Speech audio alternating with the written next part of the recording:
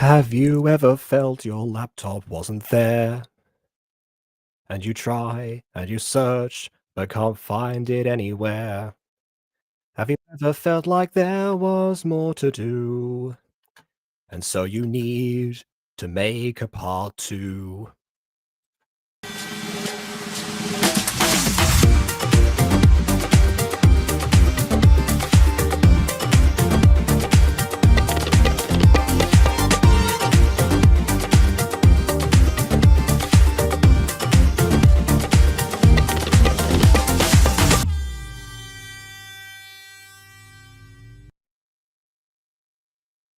Well met, lords and ladies, Jacob Butter speaking. Yes, part two is very much the name of the game today. Uh, except not really, because the episode just says episode 7, but the description says part 2. In fact, it is right here at the beginning. If I can just load it up. There we go. After a stress-inducing search for Sean's laptop at the mall, the music club members part ways to return home. But on Sean's way home, he comes across someone he hadn't expected to see, and in such a state. Meanwhile, Haley catches on to Jake's sad demeanor and tries to get him to open up. This is technically part 2 of episode 6. We'll be returning to the TMF school next episode, so stay tuned for lots of drama, episodes 8 through 10. You could argue that a few Music Freaks episodes would be part 2s of the episode that came before them if they directly connect in that way, although I suppose this would be a bit of a mini arc, but kind of feels weird to call this the laptop duology in this particular context. But you never know. It seems my guests are getting restless, so I might as well segue onto them. Please welcome our usual guest, Aiden DeBest. Okay, technically it is a part 2 of episode 6, just because they were meant to be the same episode. Bam. There we That's go. why it's, All right. that's why it's technically a part 2, because it was meant to be the same episode, it's just divided in half. Because like on a technical level, with Fallen Angels episodes that I cut into 2 parts, like episode 6 and episode it was episode 6 and episode 6 season 2, episode 7 of season 1. I cut them in 2 parts, but I still label them 7. But I technically could have labeled them separate episodes. I could have labeled like episode 7 part 2 as episode 8, whatever, Helen's Past. I think it was the initial episode. I mean, speaking of episode 8, I suppose there is a part 1 and part 2 of a different series. Not going to say which one, because I'm not going to let Bon get their bingo that easily today. Then again, we do have someone else here, and everyone has to mention their series for that to count. So let's see what Ghosty has to say about the matter. Most Monster Compendium episodes link into each other. So does that make all of the the whole season of Monster Compendium in part 2, part 3, part 4, part 5, part 6? Were they It's a whole movie. On a question mark, were they actually written together as a single episode, or were they written as They weren't written as a single episode. They were written to interconnect with each other. Okay, the difference between interconnecting and writing something to be a continuation is to be the same episode is different, because again, I'm just imagining at some point like Justin like crashes down because he's so tired or something. It's like, wow, it's been months of this solid effort of fighting monsters, and it's like, Justin, it's been 24 hours. Wait, what? No, we went to like Ulrich's house like, last year. No, it's been 24 hours. Trust me. It's like, what? That's just Munich Girl yesterday. episode. That's just Munich Girl episode 1. To be fair, I mean you were releasing that over the course of 3 months, but they were like all the same day. They took place the same day. The first 3 episodes, yes. It was all the same time frame. Hold on. Let me go into episode order, because there is Red Feast part 1 and 2, and then Kindling, which comes directly afterwards, take place on the same day. Okay. I mean, well, yeah, that's fair. Okay. Well, we're saying things that take place on the same day, and so does this episode. I was on a call with Aiden before, so I don't recall everything, but I do recall that this laptop suddenly became a big deal uh, Where are her eyes? overnight. I mean, not and- that actually. Well, to be fair, it was in the background. It was an element of the story. Wait, Technically. Which now I'm realizing that's the same plot as an iCarly episode. Oh. iCarly, where Sam feels that one of Vi's possessions is like one of the only nice things she actually owns, and there's a Also, whole quest about trying to get it back. I'd hate to say this, but I did a callback to the iCarly and Drama Club, which is technically the same plot as this one. Ha ha. She loses her laptop, and it turns out that It just seems to be a brand new story trope. we've created a trope, guys. Yeah. As long as she Also, where doesn't are find her it in a eyes? pizza box later, then that's yeah. Hey, KW. I kind of thought she was gonna like pan upwards, and we're gonna see and we're gonna see the eyes, but yeah, that might be a thing on our Gacha bingo. Where are her eyes? Well, I Where think are the they? shot. I think the shot's gonna reveal them. Maybe she has like anime eyes. Yeah, I thought so too. I thought she was gonna pan up. Although No, now that her Ghost eyes is are mentioning gone. that, okay, Oh. well, you They're know what? just I think straight up gone. Okay, well maybe it's also meant to be that you're focusing on the mouth, but she didn't zoom in close enough, so it's like, oh, Everyone, take out your gotcha bingo sheets. I don't. yeah, well, I already am. I'm already doing it. I don't know. I don't Let feel me I like know it. the drill. I'll send one to I'll send one to you, Aiden. Just give me a moment. Mhm. Opening a flywheel pack up. Flywheel pack. No way, I can't open it. I have to take a screenshot of it because it's a Just became WebMD. Joey Wheeler for a second. No, I'm actually, opening I up have. Yeah. Do you have PNGs? I need PNGs Yeah, I have PNGs. or JPEGs. Either Right. one. I don't have care. PNGs. Just wait a second. Hold your multicolored, technicolored horses. Yes. Okay. Listen, I have the horse of many colors. We have eyeless extras. We don't have eyeless main characters. Yeah, so I don't she's think- not an extra.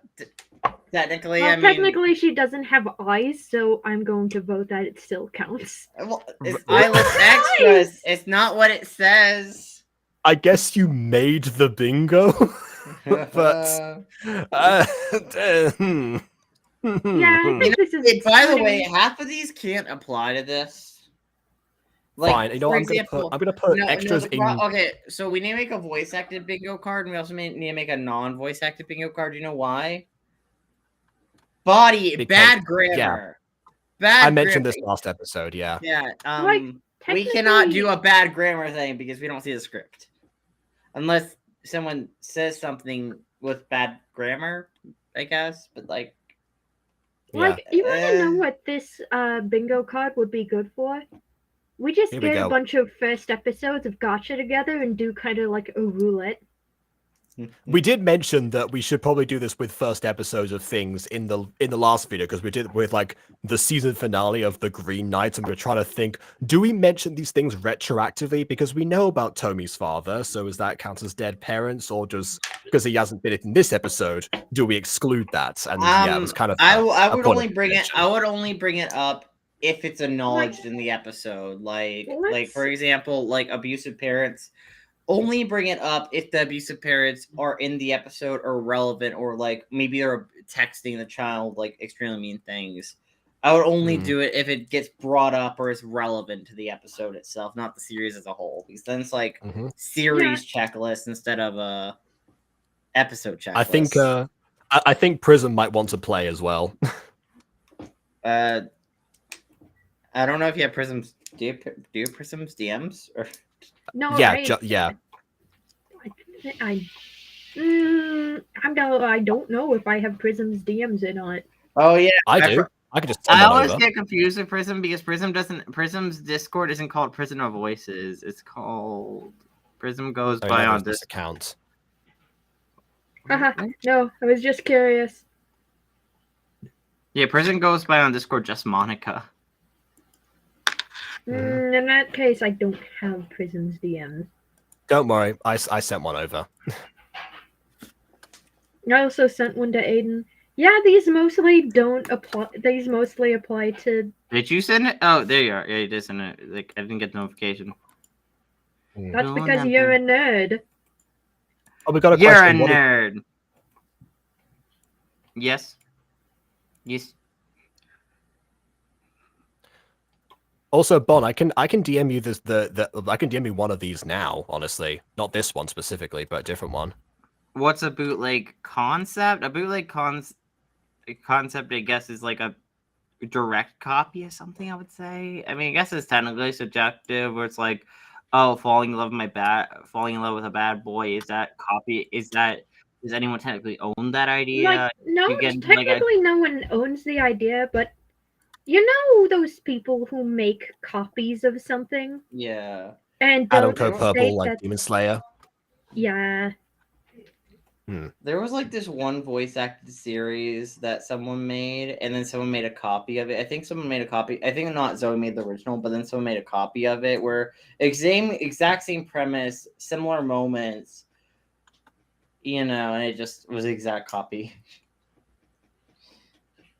Like there were some similar lines or like some exact similar scenes, pretty much like directly pretty much lifted.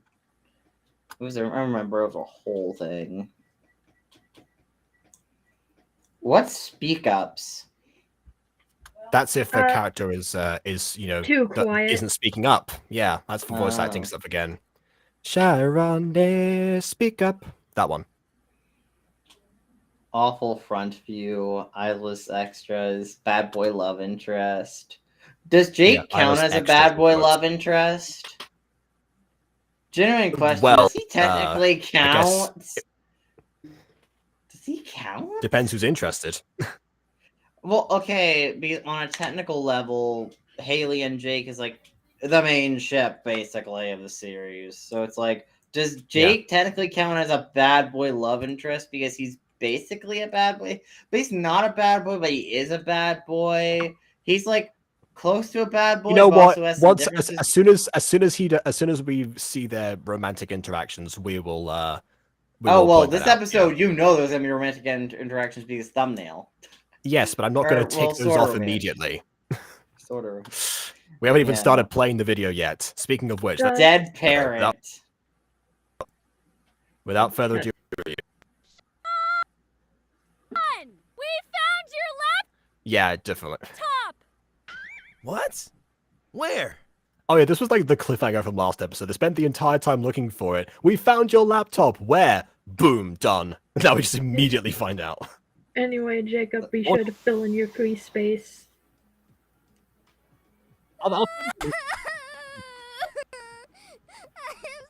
for taking your laptop.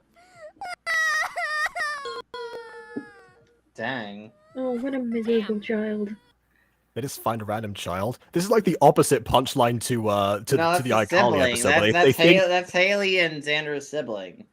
This is why I needed to recap the last episode. I was on a call with Aiden before, so that's why I didn't do it. The fact that she managed to sneak it into her backpack without us seeing, I'm impressed. Yeah, except for the fact that remember how you spent the entire time searching here, stuck into a backpack and took it to a place where you actively wasted your time looking for it? Yeah, this is not an impressive moment. I'm so sorry, Sean.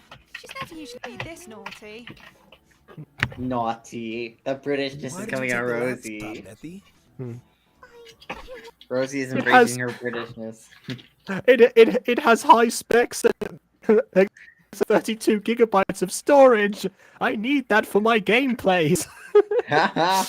Listen, I was doing a Let's Play. I wanted something that can process my VTuber without it glitching out on me, which is relatable to me, honestly. I tried doing that, and yeah, never mind. Waiting to treacle. Okay, you do realize there's a way. You can't just make songs by having a good laptop. You need to actually know what you're doing. There's a Daniel Thrasher sketch about having an oh man, I have to. That's like someone being like, "Oh yeah, I have a video camera and a mic. Now I can make a Hollywood blockbuster movie." That's not how that works. Yeah, the Daniel Thrasher sketch that I'm referencing, he talks about like how expensive his piano was or something. It's like, oh yeah, this costs like $10,000. I forgot it was 10,000 or 2,000, whatever it might have been. And it's like, oh, you talk about all this, like, oh, can you play something? It has so many different settings. Yeah, but can you play something?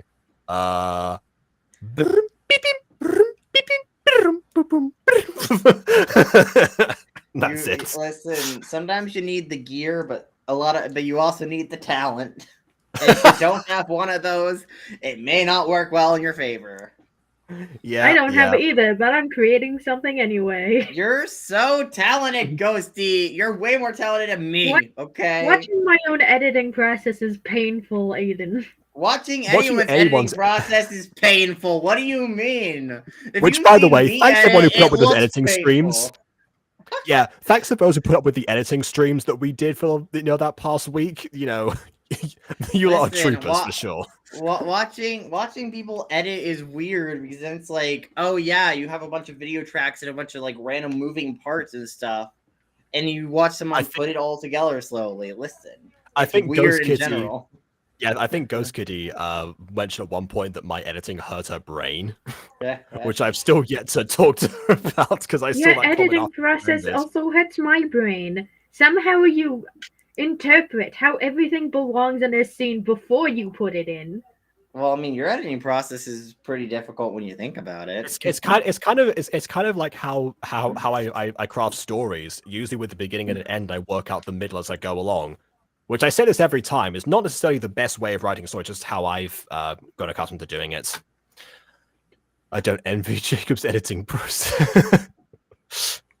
Well, I would love to see yours, honestly. Because, I mean, I like your editing when it comes to the Guardians so much. Like, it's so good. I wish I could do visuals like that. Like, I am jealous of you and people like you and Rosie Glizzy who have like all these cool artsy looking visuals on occasion. And it's like, I'm jealous. I wish I could do those kind of visuals and knew how to do them or knew what to do for them, because like I would use them if I could or knew how to currently. I was gonna get it back. I promise. You want to? When you want to make after you made like a single track and then like they showed off at show and tell and then brought it what make music, huh? How about next time I come over, we make something together. In return, you gotta promise that you won't take people's things without. I'm just imagining if she actually did take the laptop, made a music for show and tell, and she just like put like every single preset in there, all playing at once.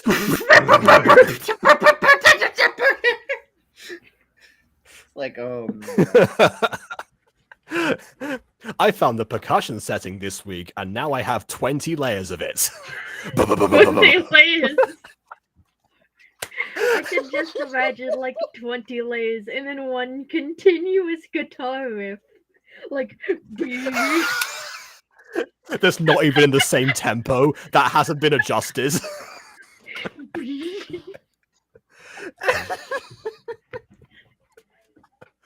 And it's just versus keyboard from Friends. Yeah. Hey, Bon, I haven't seen that part of Friends, but I can imagine. So, Bon, I watched the thing you showed me, and I love it! Ah! Anyways, yes. I'm sorry, it's so cool! Why did I lean backwards? I'm wearing headphones. That didn't make any difference. Why did I lean with that? Excited.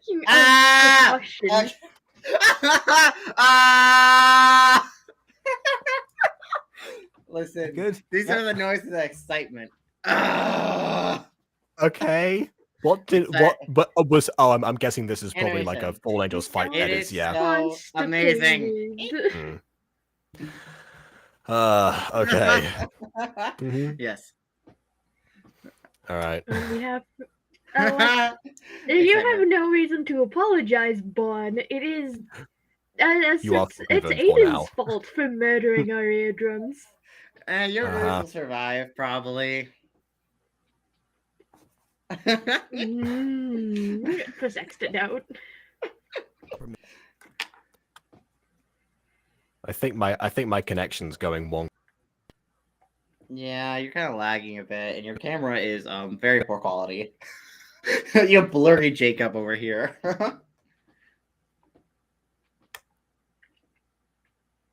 Blurry butter.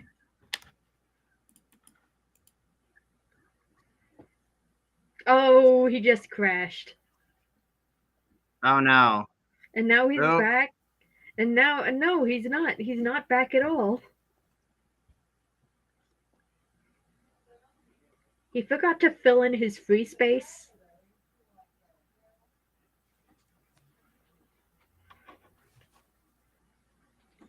Jacob crashes. Add that to the bingo.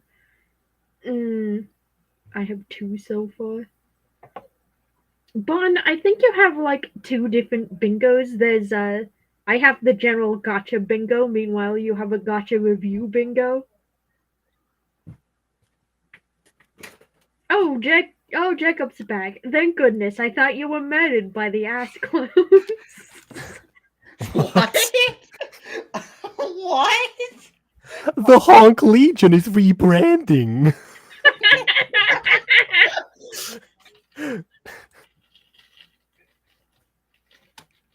Okay, yeah. For some reason, I have the crazed butt stabber on the and I yes, don't. Ron, the red smoke look really good. Red smoke, interesting. Make your own ghosty. Why? What do you? Make your own Hawk Legion? Okay. Mhm. Wait, oh my god. Monster Compendium image ghost you can make. Everyone in clown outfits. Oh. Well, that's gonna be the thumbnail. I guess that's gonna be the thumbnail for the next monster cast. Mhm. Yeah. Oh my Hey, god. Eric, Everyone gets brainwashed by a clown demon and everyone becomes a crazy clown. No, thank you. Hong Kong. Hey guys. I'm Justin, the clown. Oh, it's just like knock that shit. Yeah. My guys, knock it off. It's because canonically Ulrich doesn't like clowns at all. Mm-hmm. See, it's like, yeah. Ulrich just sees Justin in clown outfit and punches him in the face as soon as he sees him. Like No, ah! he'd call, he'd call Justin out for being nonsensical like he usually does. Listen, I stole this clown outfit from my pocket dimension. It was great. Why do you even have that? Because why not? He's like remolded it into like a clown hat of some kind. It just like starts pulling things from the hat constantly. Oh my god. And Sue is like, "Oh, Rick, say the line." I refuse. Say it. Ugh. In death we are one. In death we are strong. In death we are the Honk Legion. Insert like the Bart Simpson, quote of the air is like, "Yay!" Anyway. Because why not? Exactly. Is Aiden trying to be Chuckles? He sounds more like Barney, honestly. I am all of the clowns. Chuckles I'm a whole and Barney. Oh no, it's Buckles. That's the best ship name ever. Right? Jean. Anyways, I think Angel Dust is here. Angel Autumn.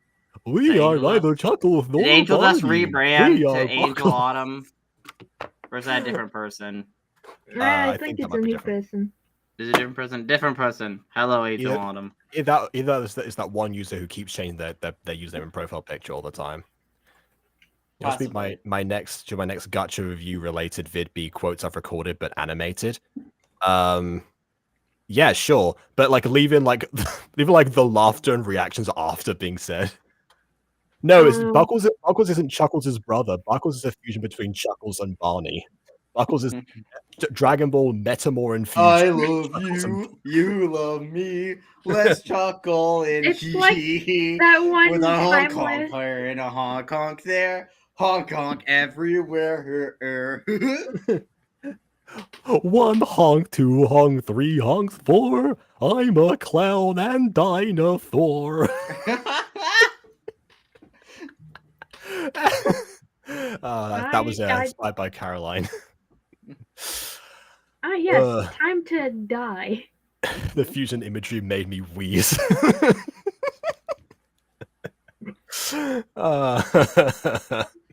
It's just Chuckles from the animated videos. Mm-hmm.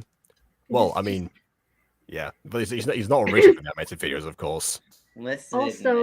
When you sleep and you see your paralysis demon, you know what he's gonna say? Hello there. I feel like I'm posting that due to the headaches I'm getting above the clouds. Now you know how Gideon must have felt. I've lost the buckles now. Now you both know what the Gideon must have felt like. No, that just sounds like Count Dracula. Blah, blah, blah. Vampire. We are Buckle. There we go. Got it back. Okay, Ooh. let's, speaking of getting things back, I need to get the video back, so I have to reload that. Caca. Yeah. Let's see. Here we go. Back to, Sean! yeah, back to this again. Sean, we have your soul. Mm-hmm. I felt, well, someone's taken her soul, honestly. Someone be reaping her soul. All right. You know, there we well, go. I mean, wait, she was called the pink-haired devil. Maybe she was. met the devil. Yeah. No, wait, everyone's eyeless in this universe. You know why? The pink-haired Why? devil stole their souls. Okay, but then she stole her own soul by this logic. Yeah, she wasn't. I didn't say she was smart. At one I time when you suppose. steal your own soul. Together. Couldn't be me, guys. Mm-hmm. Yeah, it's like, ah, yes, my victim for today. Emilia Buckles. Wait, Millie's my nickname. Ah, I don't know. You gotta promise that you won't take people's things without permission. Have we got a deal? Like, how old is she? That should already be Like something 5 she or knows. 6, I think. Hey, you know, some people take too long to figure out you shouldn't steal things, and end up in prison for it. Okay. Well, you look. And then some people are Justin. Yeah. So I love how short the mug is right now. I think it's time we head home, eh? He towers over both of them. She's a very short woman. Yeah. Oh, does anybody need a She's lift? only half a head taller than her 6-year-old Mhm. daughter. I don't know what's worse, Jacob being a conspiracy theorist during the reaction of the trailer, or Aiden trying to find lore in music freaks. Hey, look, I tried. I did what was requested of me. You didn't do a good job, but that's beside the point. You didn't do a good job. Listen. Just Yes. because Jacob is a person who is uninterpretive. Yeah, he just kind of only takes things at face value. Yes, something's in front of my face. Cool, I accept it. Cool, whatever. Or, Whatever. but like, dang, like, listen, I read into everything. Hey, I read into a lot of things there. I read into the bowl of fruit in the background. I expect lemons. There are now. no lemons. I will. You know what? KW, you know what? Maybe I'll talk to KW about adding a scene related to lemons in there. Okay. I mean, again, I was half expecting at some point someone to be like, that's not a bad idea, just in their heads. Jacob, just for you, I'm adding a hidden element to the background of the Monster Compendium. Oh my scene. god! Just past the kitchen table. There's No, it's some gonna be part of lemons it's gonna be part of the TV, like one of the TV programs of some kind. Do you like lemons? Do you like stuff being squeezed in your eyes?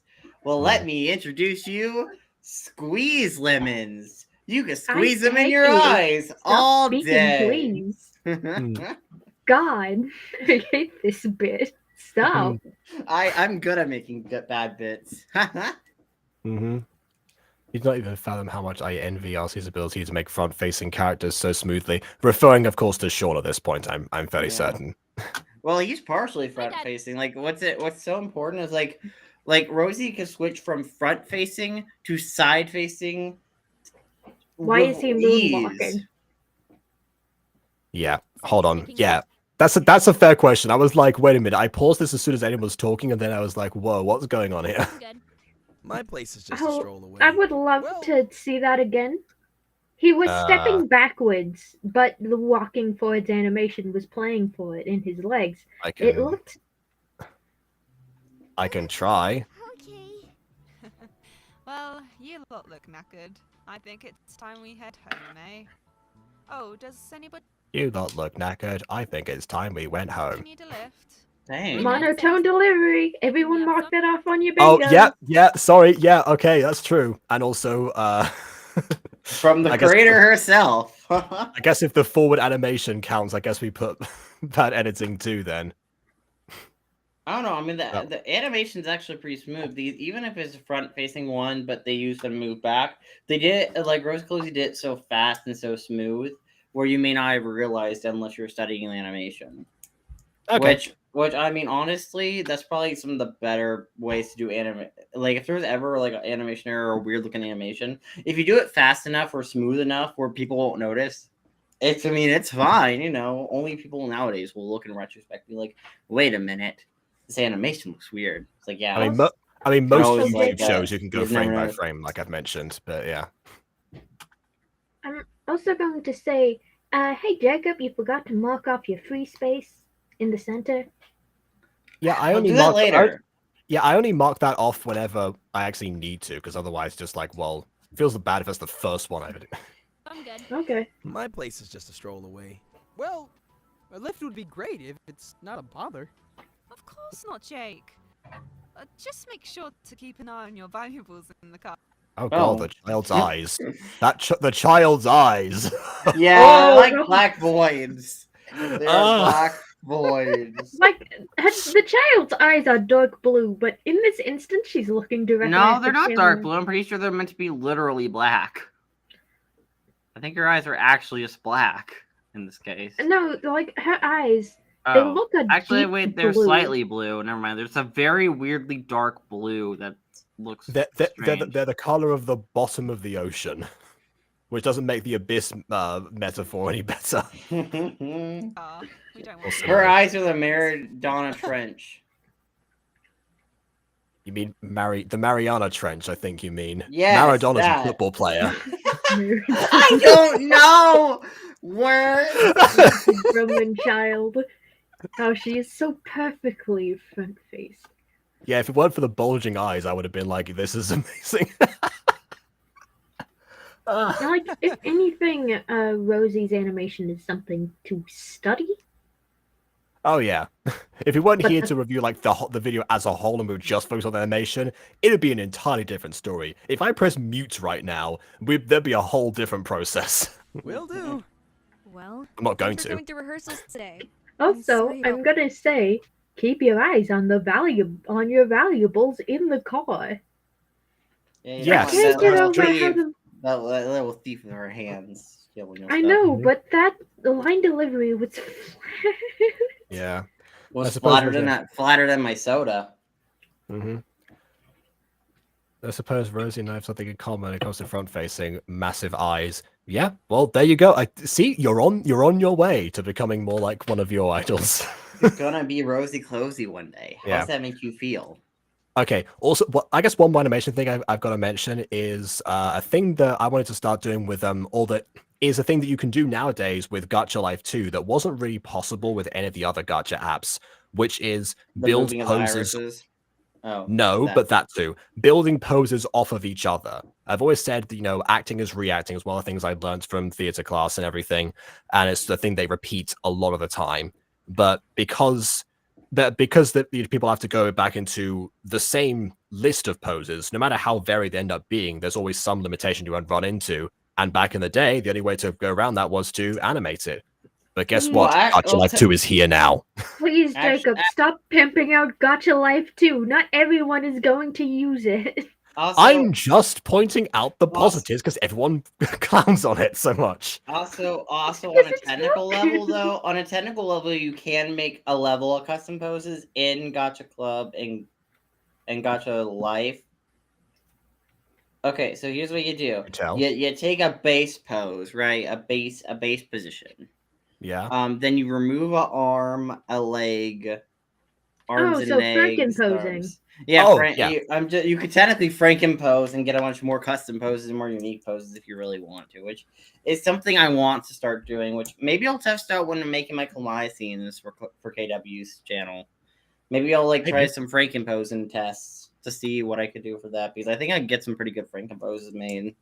I mean, I would recommend testing out the new stuff for your own things most of the time because Nah, KW won't mind probably. Can I emote one if I use her as a guinea pig? Yeah. KW, you're my Sure. guinea pig now. All right then. I wonder if Aiden knows that half the character's head in this fight scene with GL2. You know that. Actually, no. There you go. Disguised editing is what I've said. The best kind of editing when you don't notice the things that are there because it's so well put together. My Gacha Life 2 is a useful tool, but I just personally don't use it because I think it's incredibly busted. And I'm not meaning like OP busted, I'm meaning busted on a technical level. Well, in the words of Abridged Kirito, it's totally busted in my favor. Anyway. My sister Sean. Like, I don't know. Don't worry about it. Moana's other eye being paired to her left thigh begs to differ. That was one image that I sent as a as a thing, like a funny thing that happened. I fixed that immediately. Oh no, that happens to me all the time when I'm using the app on mobile. Yeah, you notice how I didn't make it into the final cuts? Because I know it's Because you were able to catch and Listen, fix it in time. yeah. Okay, listen, KW. I like to test things, and I'm currently unable to work on Fallen Angels just because technically there's one more scene after Bond's scene or in between Bond's scene that I need to do, but like I'm kind of waiting to for at least to get up to that point with the animation before I work on it, just to make sure I have as much consistency for between transitioning out of the animation, just to transition back into the animation later on. But that's beside the point. I get what you're saying. You don't want to pull a Ruby. I mean, I haven't seen Ruby, but yes. I get you. You want to make sure the animation is done so you know where the characters are placed on the scene before you make a massive mistake and put them in the wrong area. Exactly. I get you. I feel you. I feel you a little too hard, actually. Let me pull my hands away. Okay. Oh my. Anyway, this is interesting thing from Bon. What could, because this is like the opposite that we normally get as a comment about Gacha review, but it is also kind of it also applies. What I mean is, if you keep singing my praises, I won't improve. To be frank, with all the nice things people say about my stuff, I find Bibi to be the person I do most, as she is half very honest with her feedback, whether it's good or bad. So yeah, this is actually the thing. Again, we try. I tell you this with Gacha review, where point out the good things, but also the bad things. Like at the same time, you've got that. Even in the most horrendous videos, I try to find something good. Normally get shut down by the guests, but there's something there. And even in the things that are embodied as perfection, like this series, I go into the very minute details, because that's where the improvements would lie. I said before, the more that I nitpick something, the more that you can, it's a sign of the quality of it. I mean, to be honest, I only really tend to call out like super obvious flaws, or like super like stuff that I view as a visual problem, like very face value review. Yeah. Well, like, because I did, like, for example, I've mentioned, like, when KW did some of her panning shots, how, like, she doesn't pre-render things, so she pans to stuff, but the background and characters are panning as a whole. It ends up looking kind of disjointed.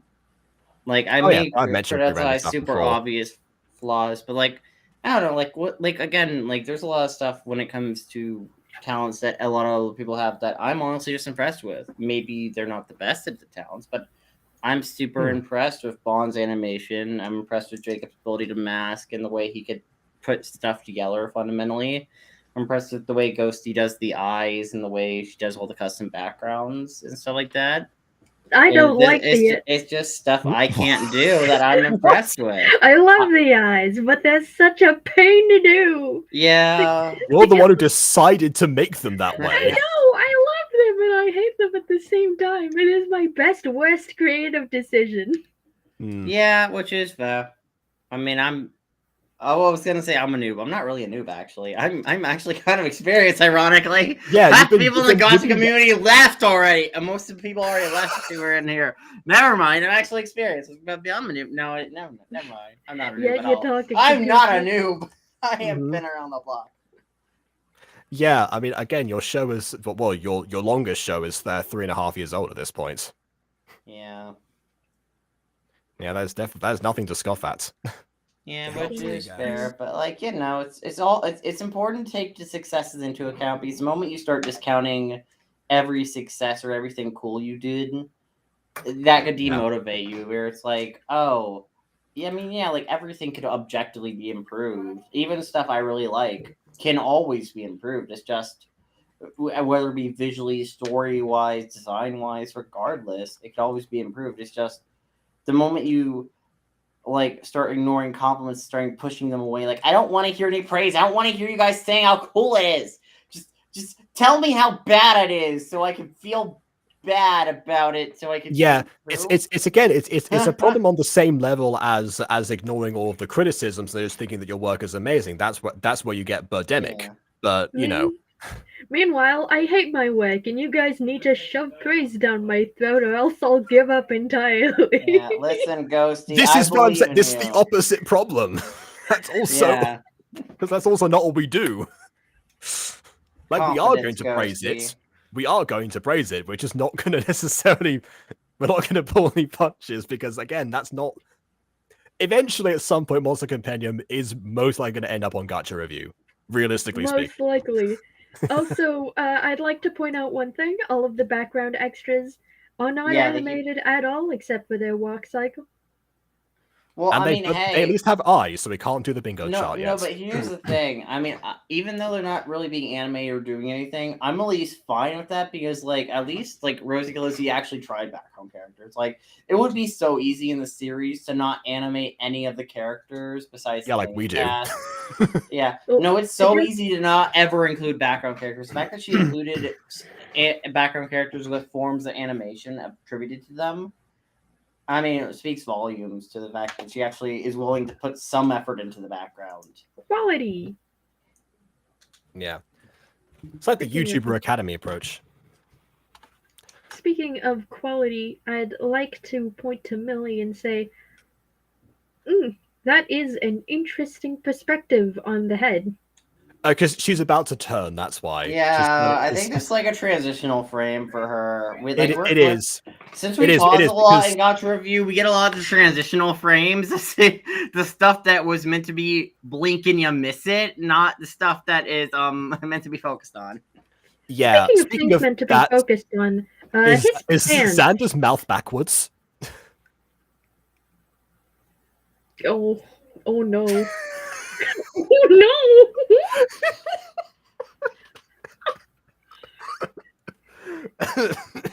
But yeah, it's a transitional frame, and again, a thing that you couldn't do in a Gacha app easily until October last year.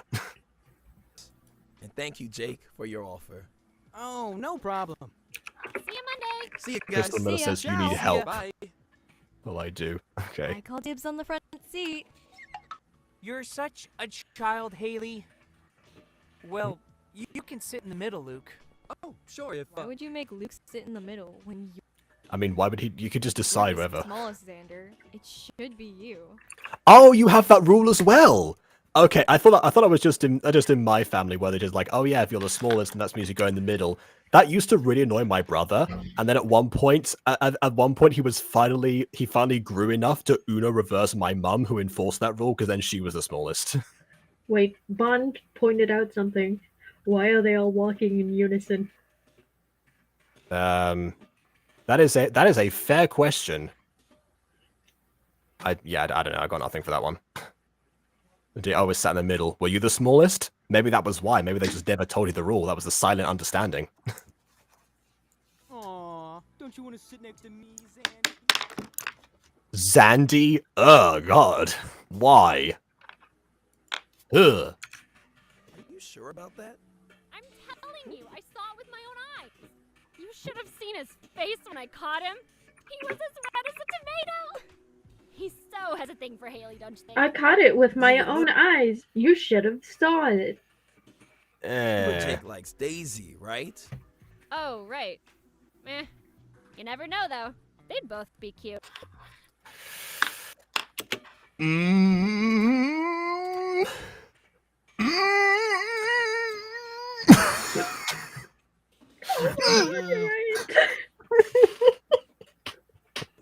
I don't know what sound I just made there. I don't know what that was. It's called constipation. Oh, okay. No, apparently, Anyway. according to Bond, constipation is the sounds of Taylor being tortured. I guess I'm just a multi-shipper. The fact that you said that out loud. Yeah. I should Sean, you're such a multi-shipper. boomer. Hey, What? I'm only 2 years older than you.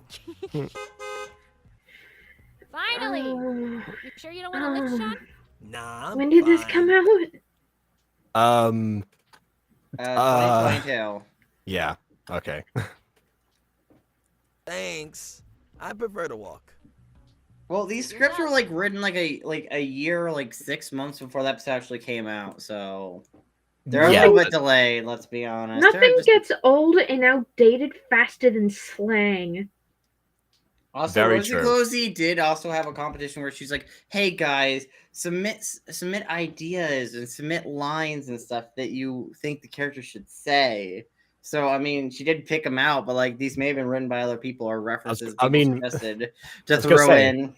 It's still on Rosie to have included them because you don't Hey, have to I include mean, the I things you like haven't mentioned. including outdated slang and this stuff. I know it's kind of weird, but I think outdated slang is kind of nice to include. It does. I mean, in our case, it cements the timeline because we are by Yeah. this point several years behind as far as what we call the present day. So Yeah, we're like still mid 2020 or mid to late 2020. yeah, late 2020, but yeah. But still, Oh, I nothing see. gets old and outdated faster than slang, so it's physically painful to hear it say boomer unironically. Yeah. Oh, yeah. It's okay. I get it. You're a boomer. You don't understand our kids and our hot pocket Stop! slang. Stop it right there. I'm gonna Hot pocket slang. I don't even- know. I don't know. I just came up with that on the fly. Oh my goodness. No, it's like that one scene from the live action Scooby Doo movie. it's like watch where you're going. I'm sorry, dog. You cast that new vid on the box. Word up. I'm totally up to date with all popular trends.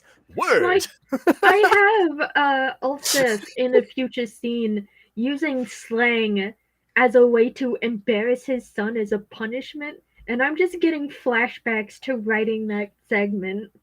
Oh, I was getting flashbacks to Sylvana and Ziana when you say that, but yeah, that's fair. Just had to teach my mum what the slang word sick means. She's in her 50s. Dang. Sounds like she's in her hundreds at this point. She said boomer again, just wanted to acknowledge that. I don't know. It's something about how Rosie does her walk cycles that bothers me. Oh, look, gender bin music freaks in the background.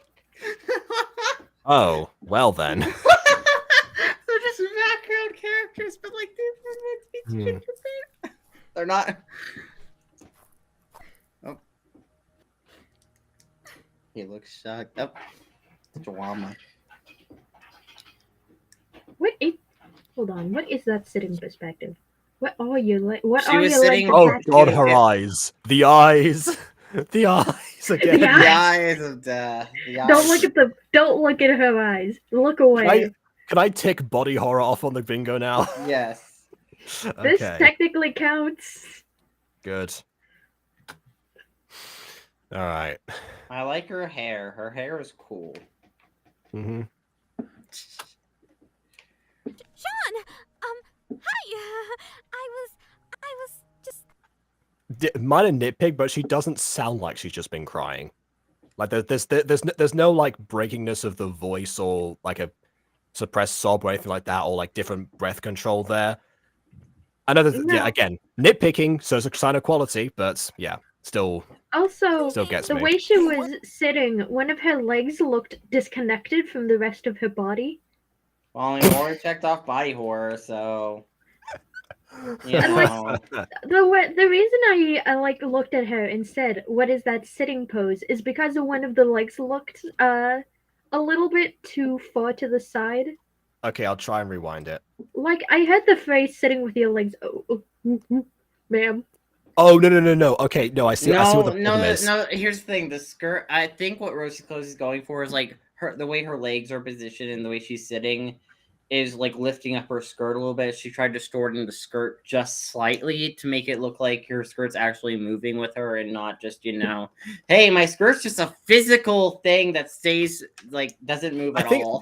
I'm with that. I'm thinking that the issue is actually more the other leg, because one leg They're being too like far apart. But one leg being like moved apart when you're sitting down. That part makes sense. The one this is because it's like it's been shuffled into the center, like it's aligned with her chin. Wait, That's the part that gets me. Also, I think I know what's happening as well, because like Rosie Closey didn't put the legs enough at an angle, because like the way I'm sitting, since I'm sitting in a similar way, my legs are kind of like spread out, but they're like at an angle, I guess. Like they're both pointed in different directions, and they're not just straight forward, they're pointing in several different directions. So I think that's why it also looks weird. It also looks weird because one leg is just straight while the other, it just doesn't look natural in any way. It looks like her leg is clearly too far out, and it looks a little wonky and broken because of it. I'm gonna say this is Uncanny Valley because we're all picking up like minute details because like our our brains are trying to comprehend that. Yeah. No, it just looks weird to me, and as someone who's had to look up. Oh, that shot looks weird. Like Speaking of weird. Mm-hmm. A bug metamorphosis is almost complete. Bug metamorphosis. Just leaving. Hey, wait! Daisy, what's wrong? Did someone hurt you? Huh? He about to throw hands with someone. This is so embarrassing. I think this is the first time that we've seen Daisy express emotion other than happiness. Because, I mean, you could say that was like her front as head girl. She always put sort of brave face for everyone. So when she thought she was alone, here she is, allowing herself to be vulnerable. And lo and behold, someone shows up. Also, just a heads up, we're going to find out some stuff about her going forward. But one thing I found interesting was, this was before this episode came out, but I heard someone actively speculating about what her life is like outside of school. And they were actually spot on. And they were like speculating based off like the one conversation they had in like when Sean was sweeping. And that's where the main speculation came from, like based off some of the dialogue she said, or like the way like it was kind of alluding to some potential stuff. And they were actually right about that, and that's just something that I just remembered. Man, it's nice to have an audience that picks apart the minor setups that you do. Then again, it's also nice to have an audience that misses out on a lot of them and gets surprised by them. So, it's kind of nice to have people actually notice what you do, so they don't think, oh man, this is new and out of nowhere. It's like, it's not out of nowhere. I explicitly set this up several episodes ago. Why are you acting like it's new? I don't necessarily mind because in my shows, a lot of the time people will watch them back, so they'll realize on a second or potentially third viewing what has been set up there. That's why the entirety of Get Ready for the Bingo Bon, Mutant Girl Season 2 was set up in such a way that you would set up that there were clues that would tie into things that would pay off, not necessarily in order, but sometimes in the middle of the series, towards the end, sometimes a little bit towards the beginning, but fewer times, just because I knew that by the time I get to people watching over and over again, they'll realize, oh, okay, this was all meant to be, leading up to Felix's big monologue at the end where you realize that, oh yes, it very much was all meant to be. Anyone from school along here? Hey, don't worry about me. What happened? Nothing really. I'm not having a good day. My laptop went missing, you see. Oh, girl, I understand you completely. Let's talk. Spill that tea. I got in a fight with my mom. I didn't know where else to go, so... You want to talk about it? I know we don't know each other well, but I'm here to listen. Only if you're comfortable to, of course. Also, a cool detail you have is he's wearing his backpack, and his arm isn't ever overlapping the strap. I mean, well, it looks like it's actually wearing the backpack. Oh, and you actually see the strap. Like if you go to Gacha, when you apply the backpack, it's just the backpack just put on your back, and you don't see the strap over your character. So it's just a cool little detail. Yeah. KW says, by the way, I'm trying to do pre-render, but I don't think I'm doing it right. What do you mean by not doing it right? Pre-rendering is just rendering something first before you make the edits to it. Okay, so for starters, KW, you have the wide shot.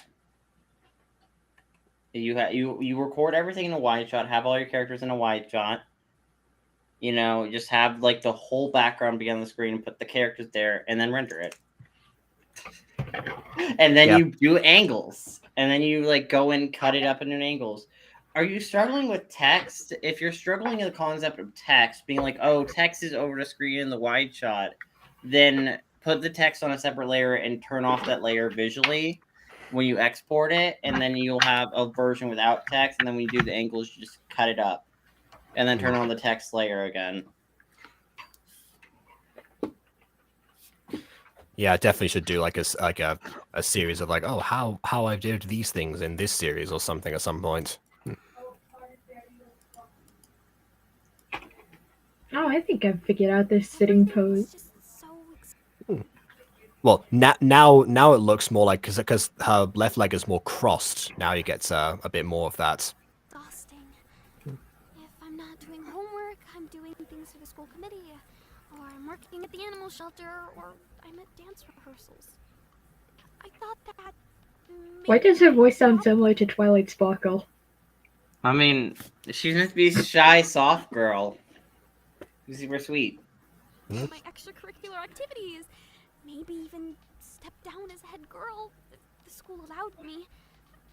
Yeah, I don't think I've ever heard of anyone stepping down as head girl before, but I guess it wouldn't technically be impossible.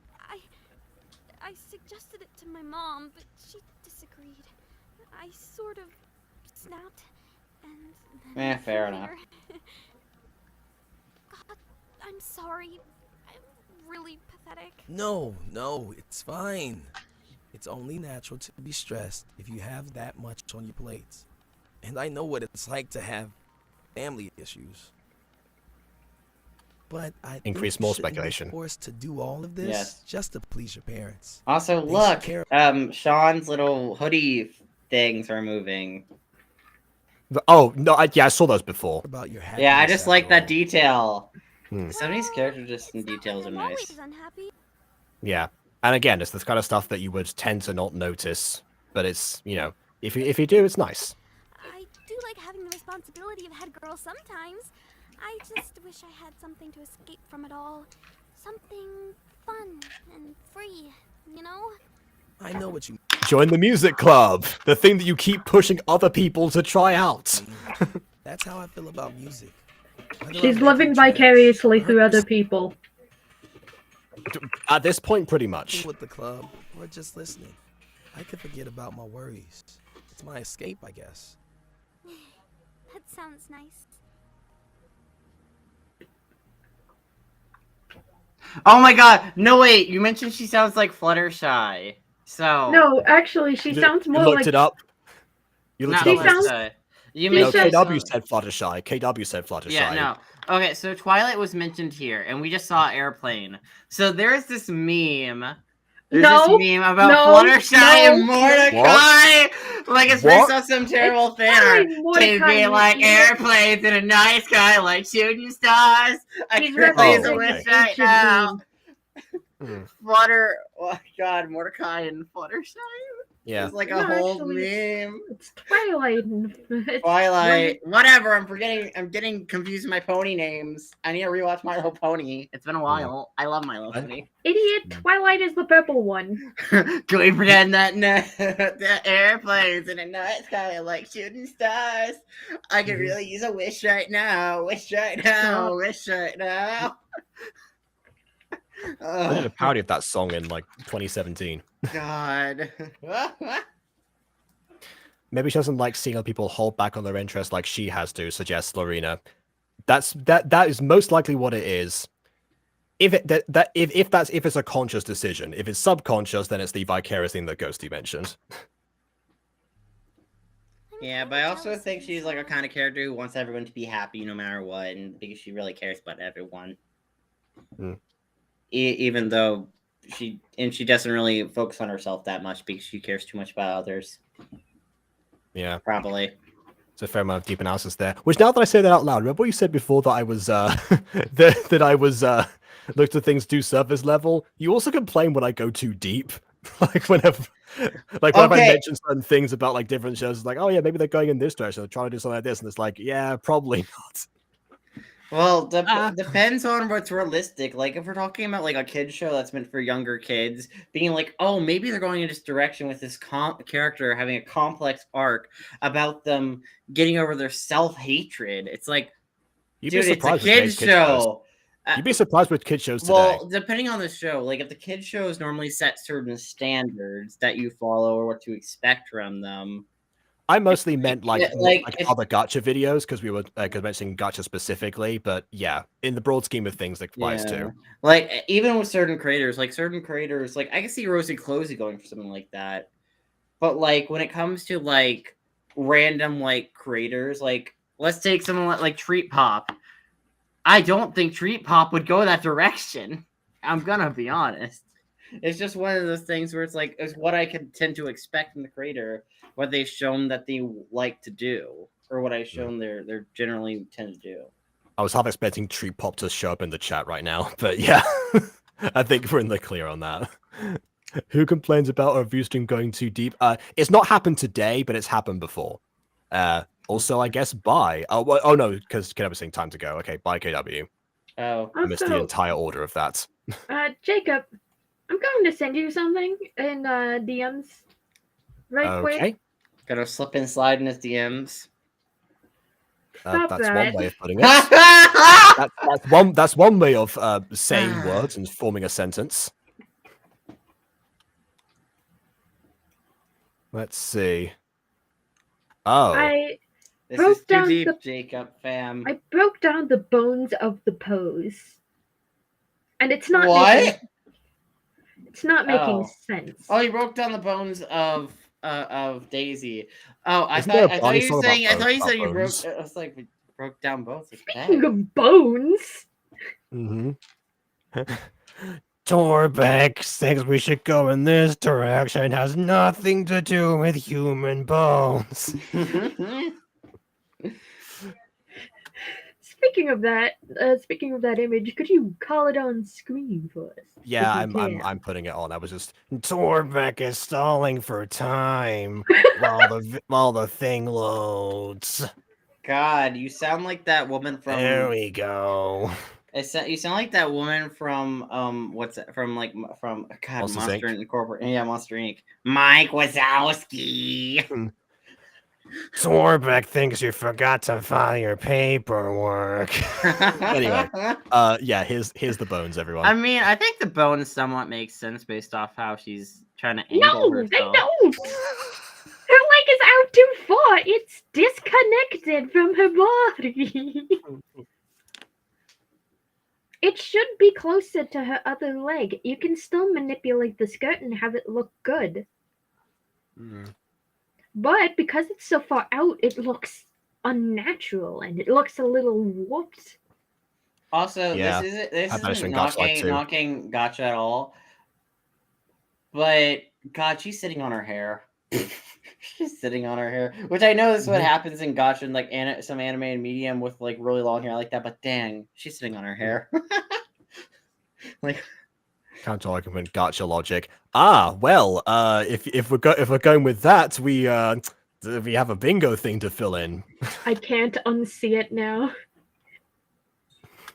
Can we play like airplanes in the night sky, like shooting stars?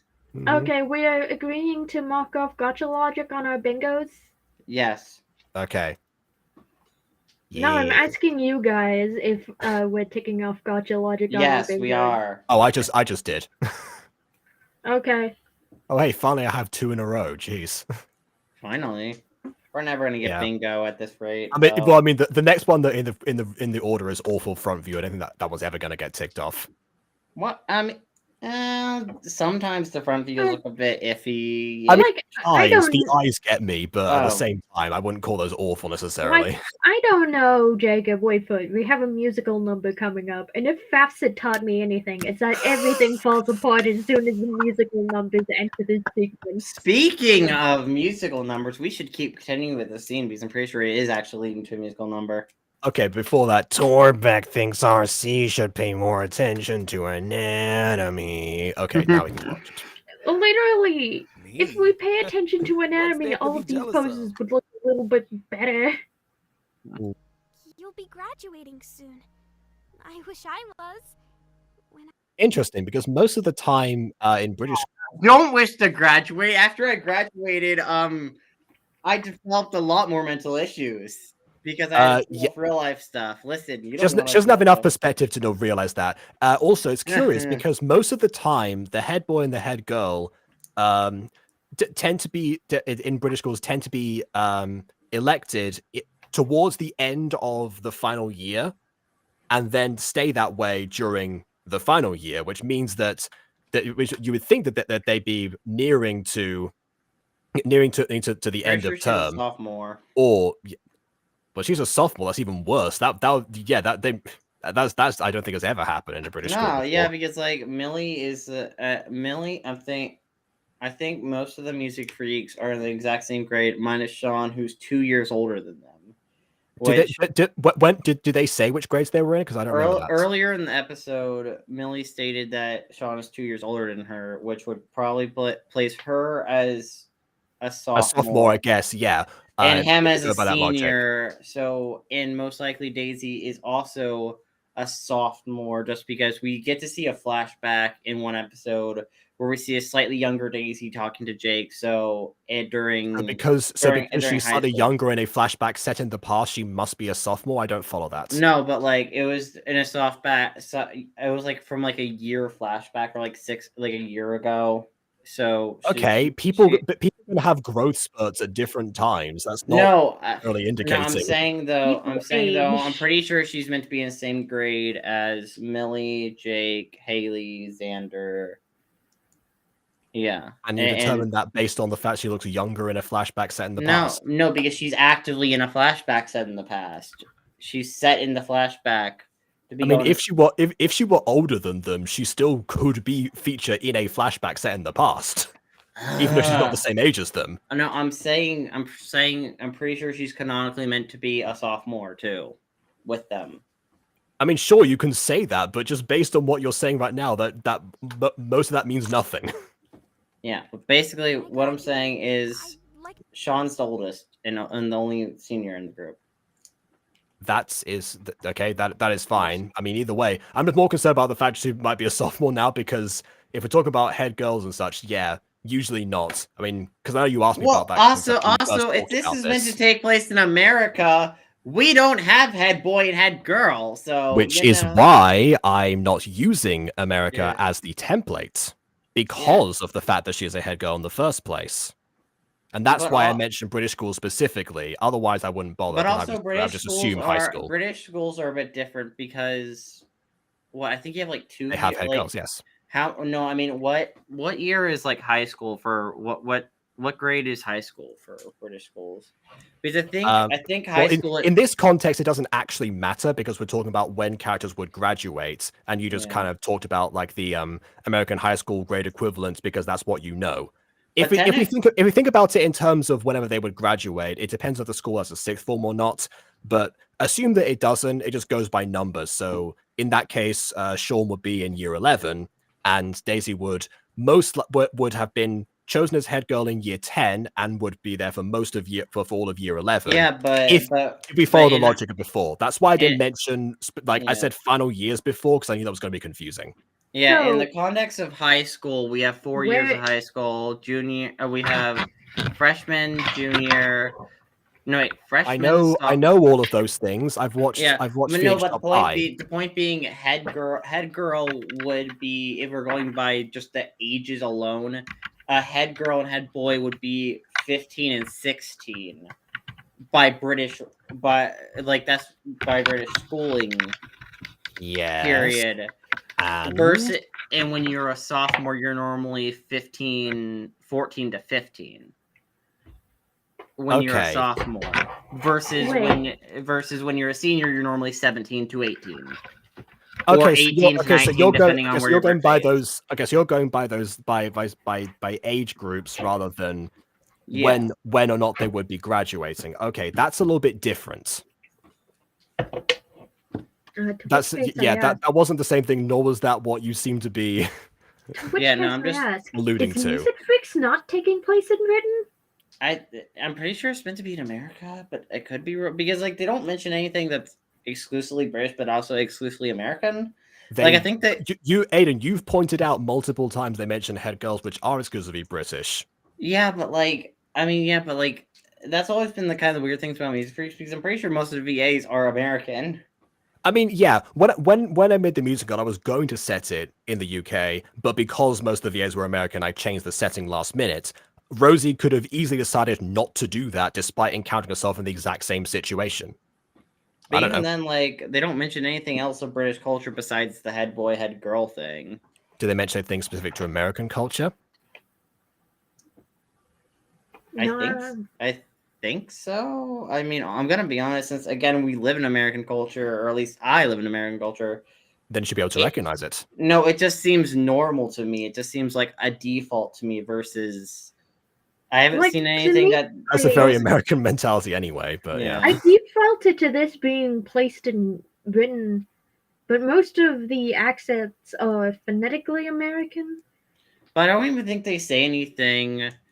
I never heard them say like Zed or anything like that. Like it's not like the Rose Cozy's directed them to say anything that like British people would say in a British way, or like they don't even mention anything. I'm saying not all of the accents are phonetically American, Aiden. Yeah. Yeah, I would have to go back to the other episodes and verify that because I'm fairly certain we did mention a couple of those things. American and Canadian. Also, could be by the pure virtue of the fact that the scriptwriter is British and did not receive any input on the very specific British words. But either way, they still would have made it in, and again, we'd have to check for that. But again, until further notice, it does seem to be leaning more towards taking place in Britain anyway, unless you count the accents. But again, as far as we are concerned, and as far as most people are concerned in the Gacha community, most voice acting Gacha things don't take accents into account. Some of them do, and I have been asked to do other accents for other projects in the past that I've auditioned for. But for the most part, they don't tend to outline them. They tend to outline, okay, this is what the the vocal range of the character, like medium high or medium low, whatever it might be. Yeah, like for instance, Dalvik sounds deliberately like an American boy, except in the boss base situation. Well, I mean, to be fair, I feel like Jacob tones down a British accent when he voices Ulrich. To be fair, that's not the intention. So that's on me to fix that. Honestly, do you? Is he British? I don't know. Is Ulrich British? Where's Monster Compendium set actually? Different world, Aiden. I know it's a different world, but like, is there like a state, a country? Do we have a? Yeah, actually, it's like Rwanda. Monster Compendium.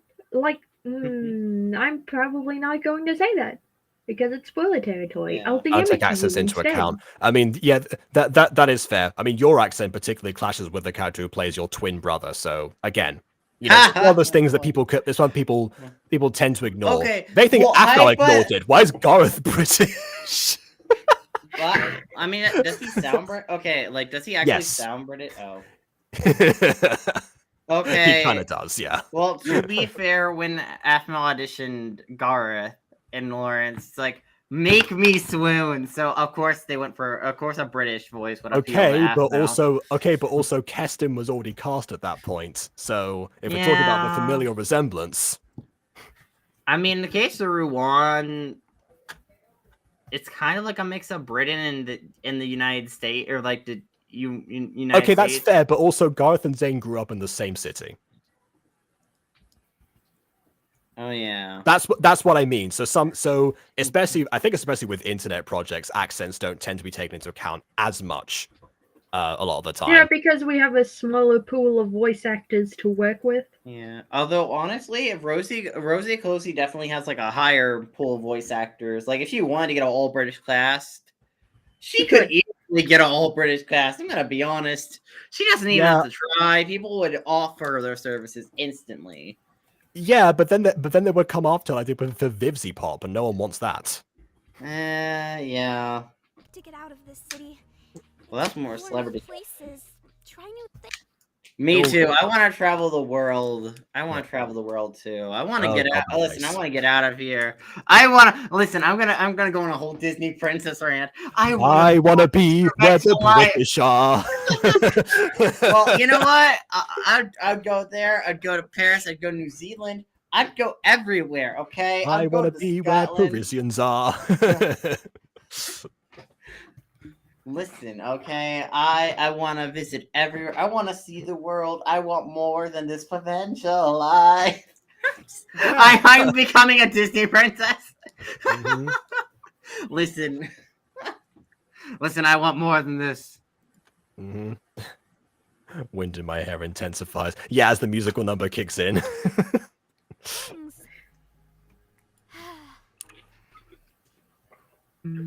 Do it. I dare you. I double dare you. If I drove to you tonight, would you want... Oh, come on. I thought she was gonna... This is her ballad moment, for crying out loud. He's cheering her up. Sort of. I don't care. This is her moment. Get away. We could get on a flight and leave today.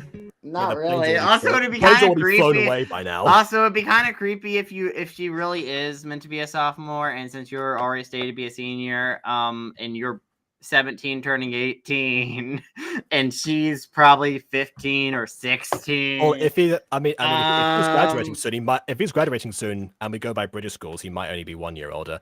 But I guess that does mean lyrics don't match in this instance. Well, they somewhat match. The whole okay, it's like the general theme of the song matches. It's just, you know, I guess if you want to get nitty gritty with it, you know, That's what we tend to do. On a technical level. We're nitty gritty people. Also, I'm filling out my bingo card with brown hearts. These might be red, but I can't tell. They're probably red. They're Fill out the bingo cards with all of our brown hearts. I don't know. Been running around, thinking away. I'd rather be now, know it. See, his leg feels like it's still attached. Been a while since you envisioned what you once dreamed of. Will you take my hand? The skirt's moving. Will you take my backward hand? Will you take my hand? That's.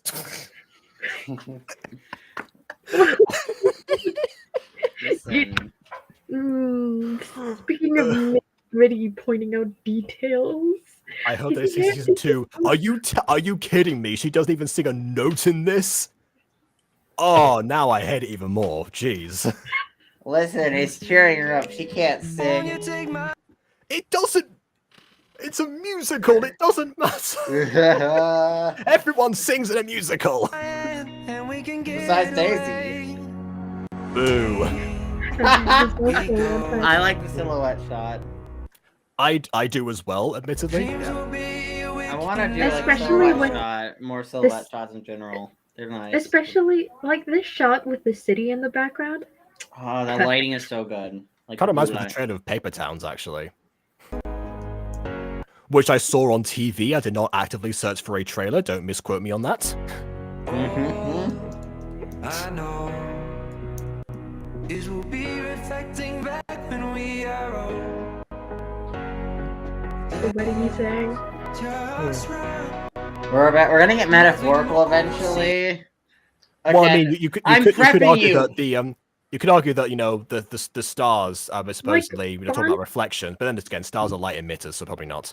No, we're about to get also- visually Shut up, people on the bingo metaphorical. card. Shadow people we're about are to on the get visually bingo meta. card, but it's meant to be like the shadow extras for if you don't want Yeah. to have like Actual extras. if you don't want to have actual extras. So do we do it? Do we? Because like I don't know. Do we? Show I'm them. not Like I'm I not would gonna say show of hands, but Aiden doesn't have hands. Yeah, I'm not gonna get a row with this one anyway because they all have noses, so that's already cut off. They all have Yeah. noses, but it depends on the perspective because sometimes they disappear.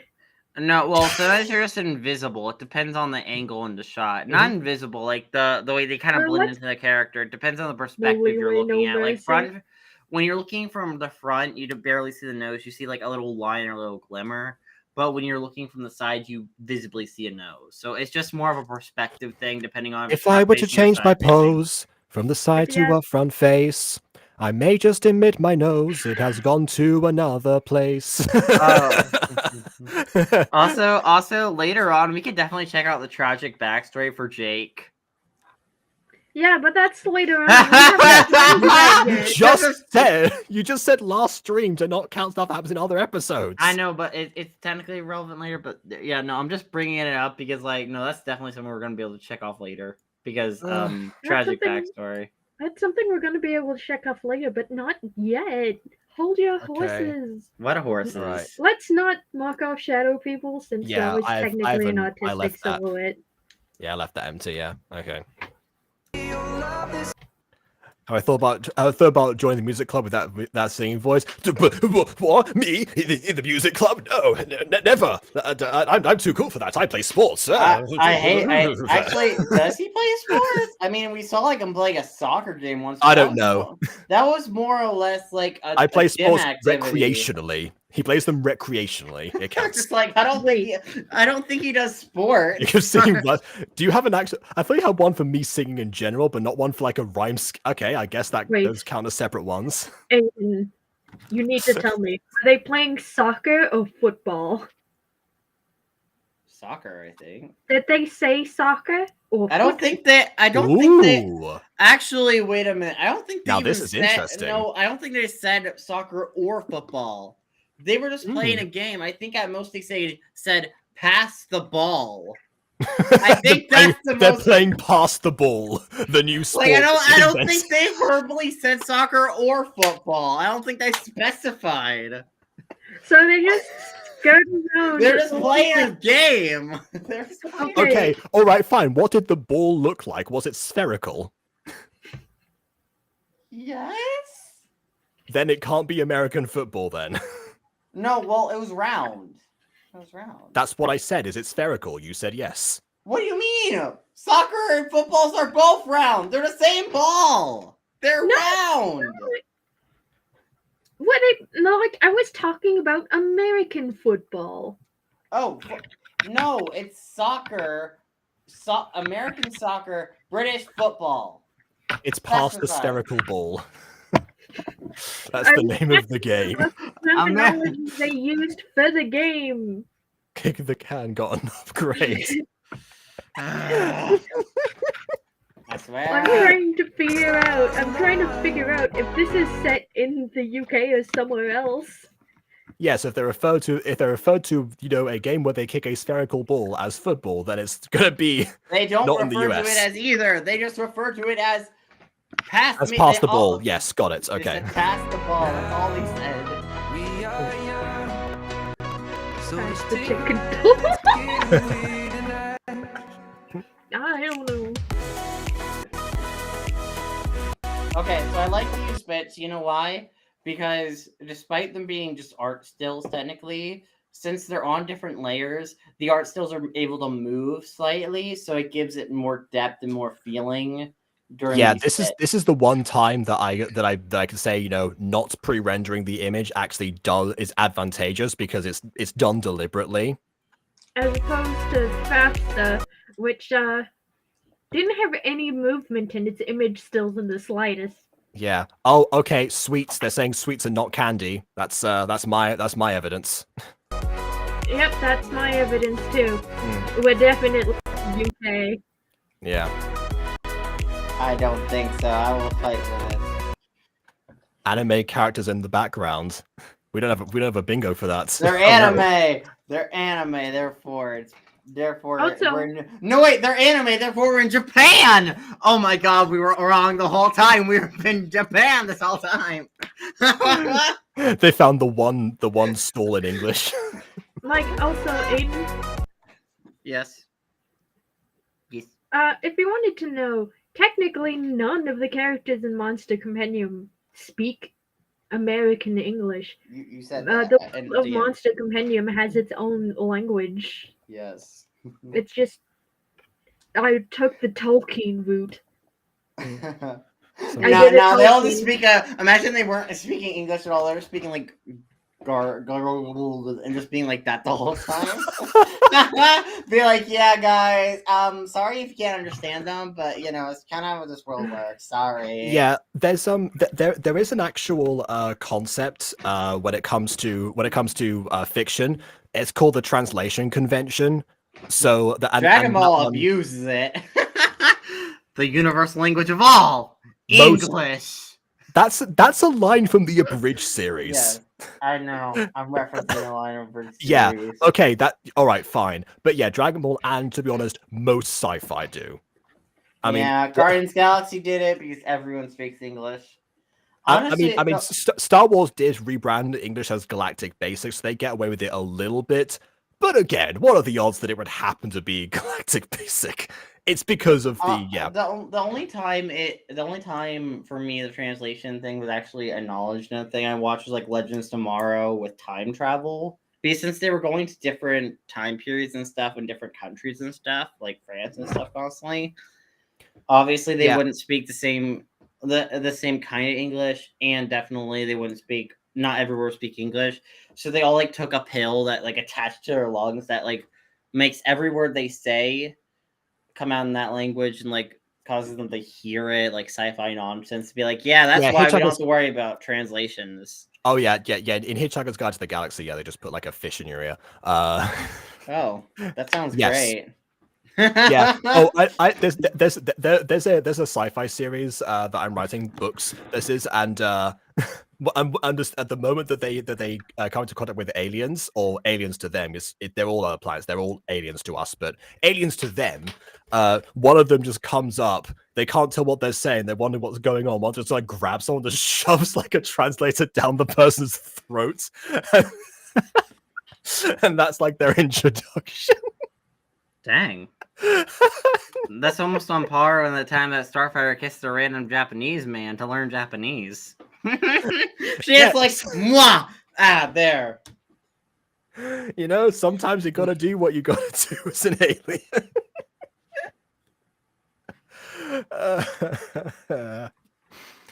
Oh my goodness.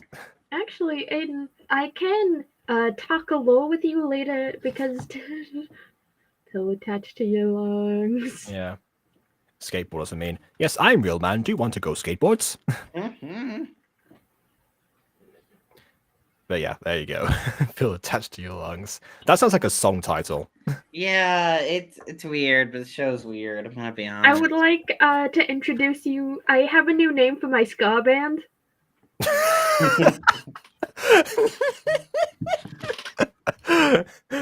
Introducing my first song, Nose in Another Plane. Look out and see the lights. Our future starts today.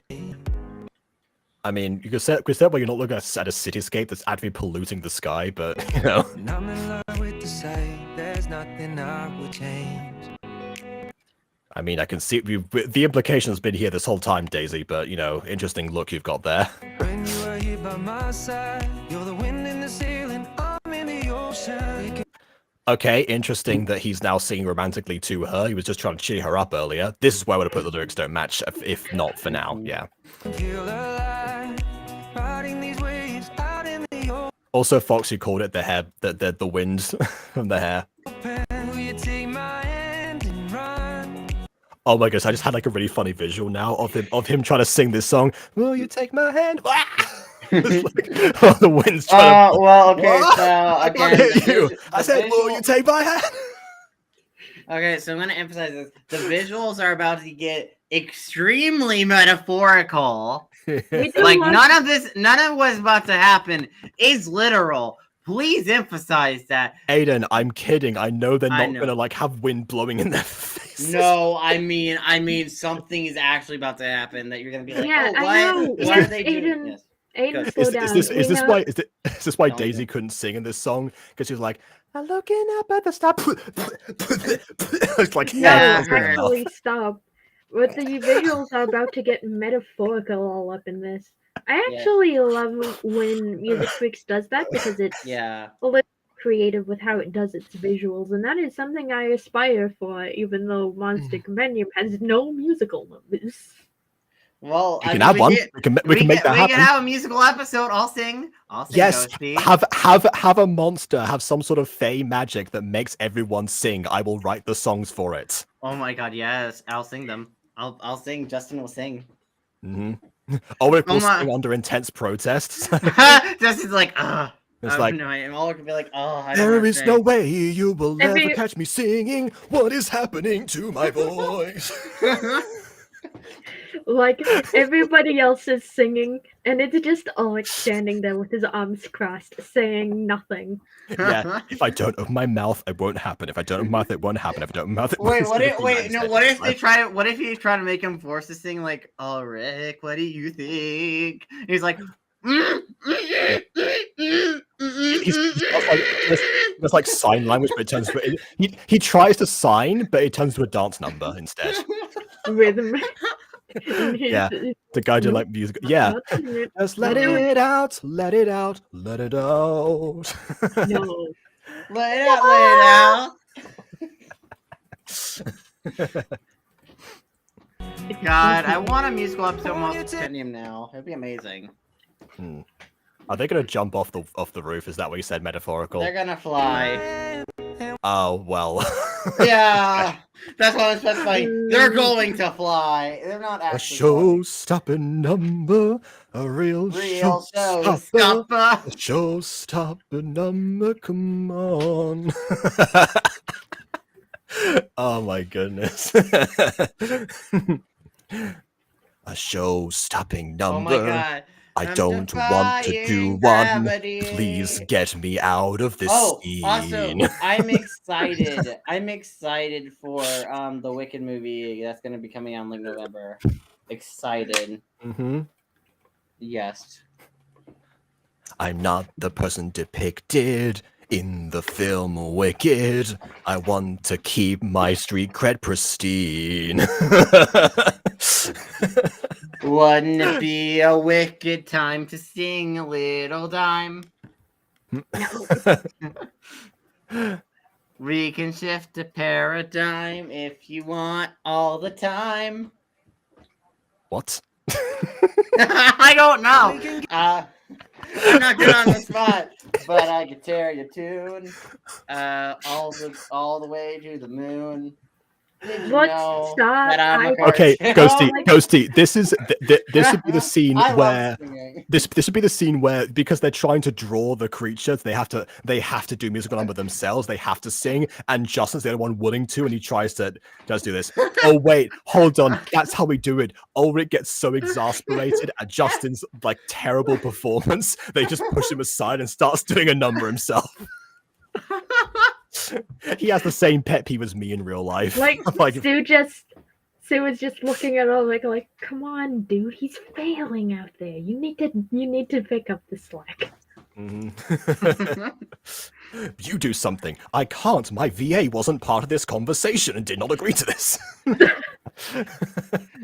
Oh wait, What's this VA want to say? what if the monster that did that was like some like fae that dressed up like the Phantom of the Opera that's been like living in the opera house, like trying to mess with people the whole time and hurt people, maybe feast off their like souls or whatever by luring them into a song.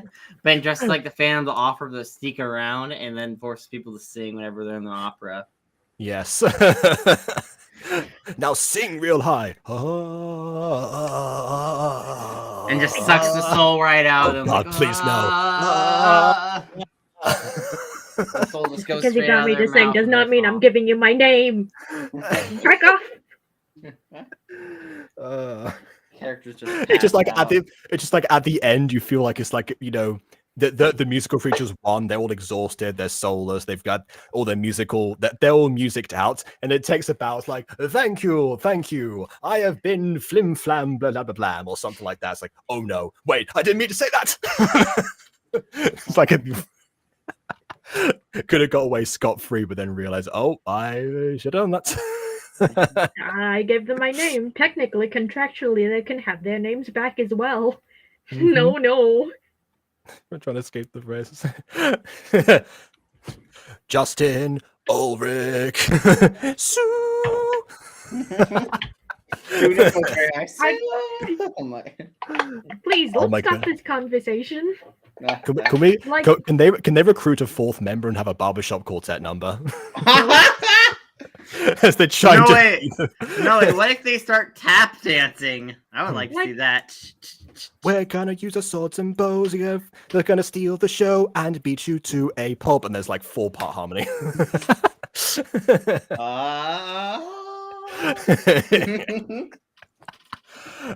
Back to the actual song number. Yeah, back to the actual song number. We go. See, she's reacting like it's normal. This is metaphorical, of course, but she's reacting as if she is just really for the first time. She's like, this is the first musical whatever I'm part of. Is this normal? Ah! Yeah, she is Wendy Darling after just being sprayed with pixie dust. Dreams will be But she forgets to think happy thoughts and then face plants. down the road. Wait, what This if is sad metaphorical. thoughts This make is you not crash? literally happening. Like, what if someone Yeah. with depression gets hit by pixie dust and they start to fly because they just be like, think about all that stuff, and then a momentary depression hits them. It's like, ah! Actually, no, but going by that logic, Hello, Daisy. It is me, your mental illness. I see you're thinking happy thoughts right now. Have you considered not thinking those? What? Oh no, there's the Technically- clowns. Goodbye. Also, if we go by that logic, Ulrich wouldn't be able to get more than 2 feet off the ground. Yeah, probably not. You know what? I think Everyone- Justin could fly everywhere. Justin Every- and Sue would be flying around him. It'd be amazing. Everybody else flying. Meanwhile, Ulrich. Mhm. He's just I sitting love there like, whatever. This is the dog getting they actually did jump off or they did not fly. Well, you see, Daisy was like, I can't take this anymore. And then Sean was like, you know what? I can't take this anymore too. I almost lost my laptop, and that's like losing a child. Therefore, I can't take it anymore Anyway. too. You know what? I've lost. We. You know something, Sean? I've lost something too. My chance to have a musical number in this musical show that I am partially responsible for as the person who got the main character We'll involved. probably get one in season 2 for her. Probably. Probably. Yeah, supposedly, according to what Lenora said earlier. This will be reflecting back when we are old. Oh, Also, this could have very easily been a duet as well.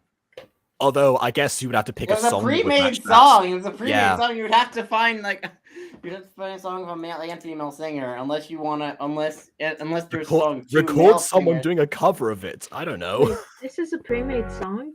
Yeah, all Most- the Music Freaks all ones are musical- pre-made ones. That's Like, why I'm there- so harsh on them. That's why the lyrics don't match all the time. That's why I'm so critical of this musical in the musical No, parts. Because that's there's only a handful of original songs that were made for the Music Freaks. Like In "Loved by Your Love" is like I think one of the few original songs that were made Okay. explicitly. I'm with in your Music Freaks in bed. mind. yes, but that one wasn't. That That one one very was- clearly. That was obviously not made for Music Freaks. Obviously not.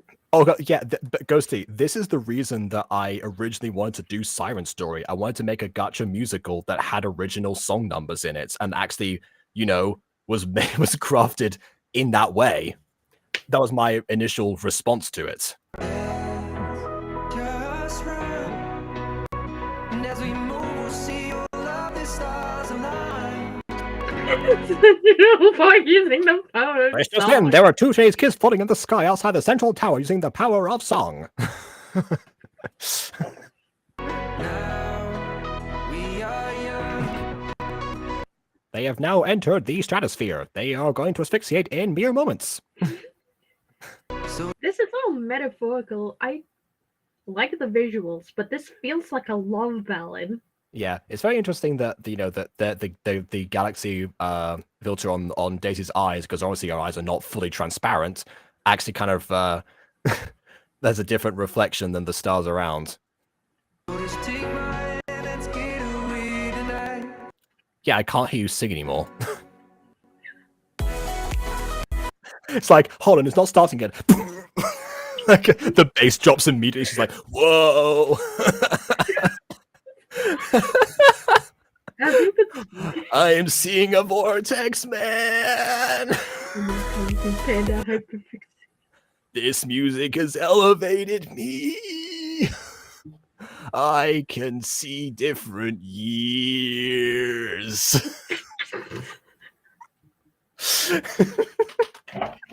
Anyway, I'm my Kung Fu Panda hyperfixation, so every time I see Daisy and Sean together, all I see is the yin and yang still because of their hair. That's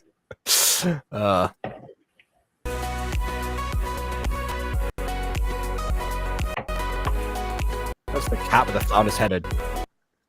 Hold on, just reminds me of a cat with a voice in his head and a deep voice saying, "The prophecy is true." I don't know if I did that right, but I've never seen this thing. Wait, when did Hades enter the chat?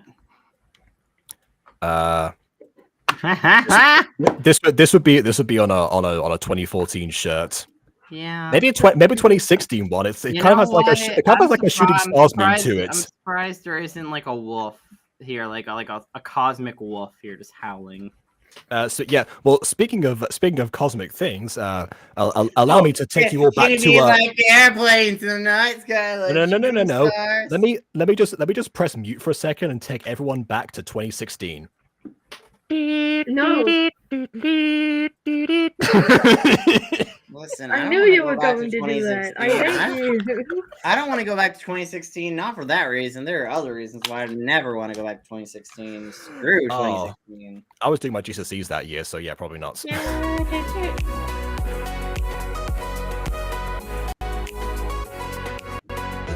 Yeah, see, he made it about him now. It's like, oh yeah, this is how music is relaxing us. You're cheering up Daisy.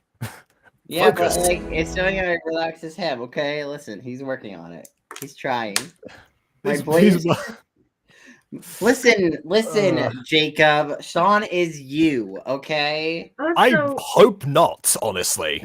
If this is what I'm like you both have the same name and eyes that are dark like black hole. Okay, fine, but I hope I'm not like this, so I'm comforting people. Like, speaking of eyes, sometimes you're helpful, sometimes you're not. Depends. He's got two into the beat. He's like, okay, I'm gonna cover you, but I'm gonna have this drop. I'm gonna drop just once. Okay, I mean. Okay, I'm also going to say this. He looks really high right now. And I'm not saying that because they're floating. Man, this latest batch was even more amazing. I'm so glad I gave this to you, Daisy. Wait, no, this isn't Sean. This is Harvey. Oh my god. I mean, here's the thing. Harvey actually has an original musical number to his name. Yeah, Harvey and Adam are the two so her original musical number, and technically, what's his name? Crap, who's that? Tristan Eagle has an original music number technically.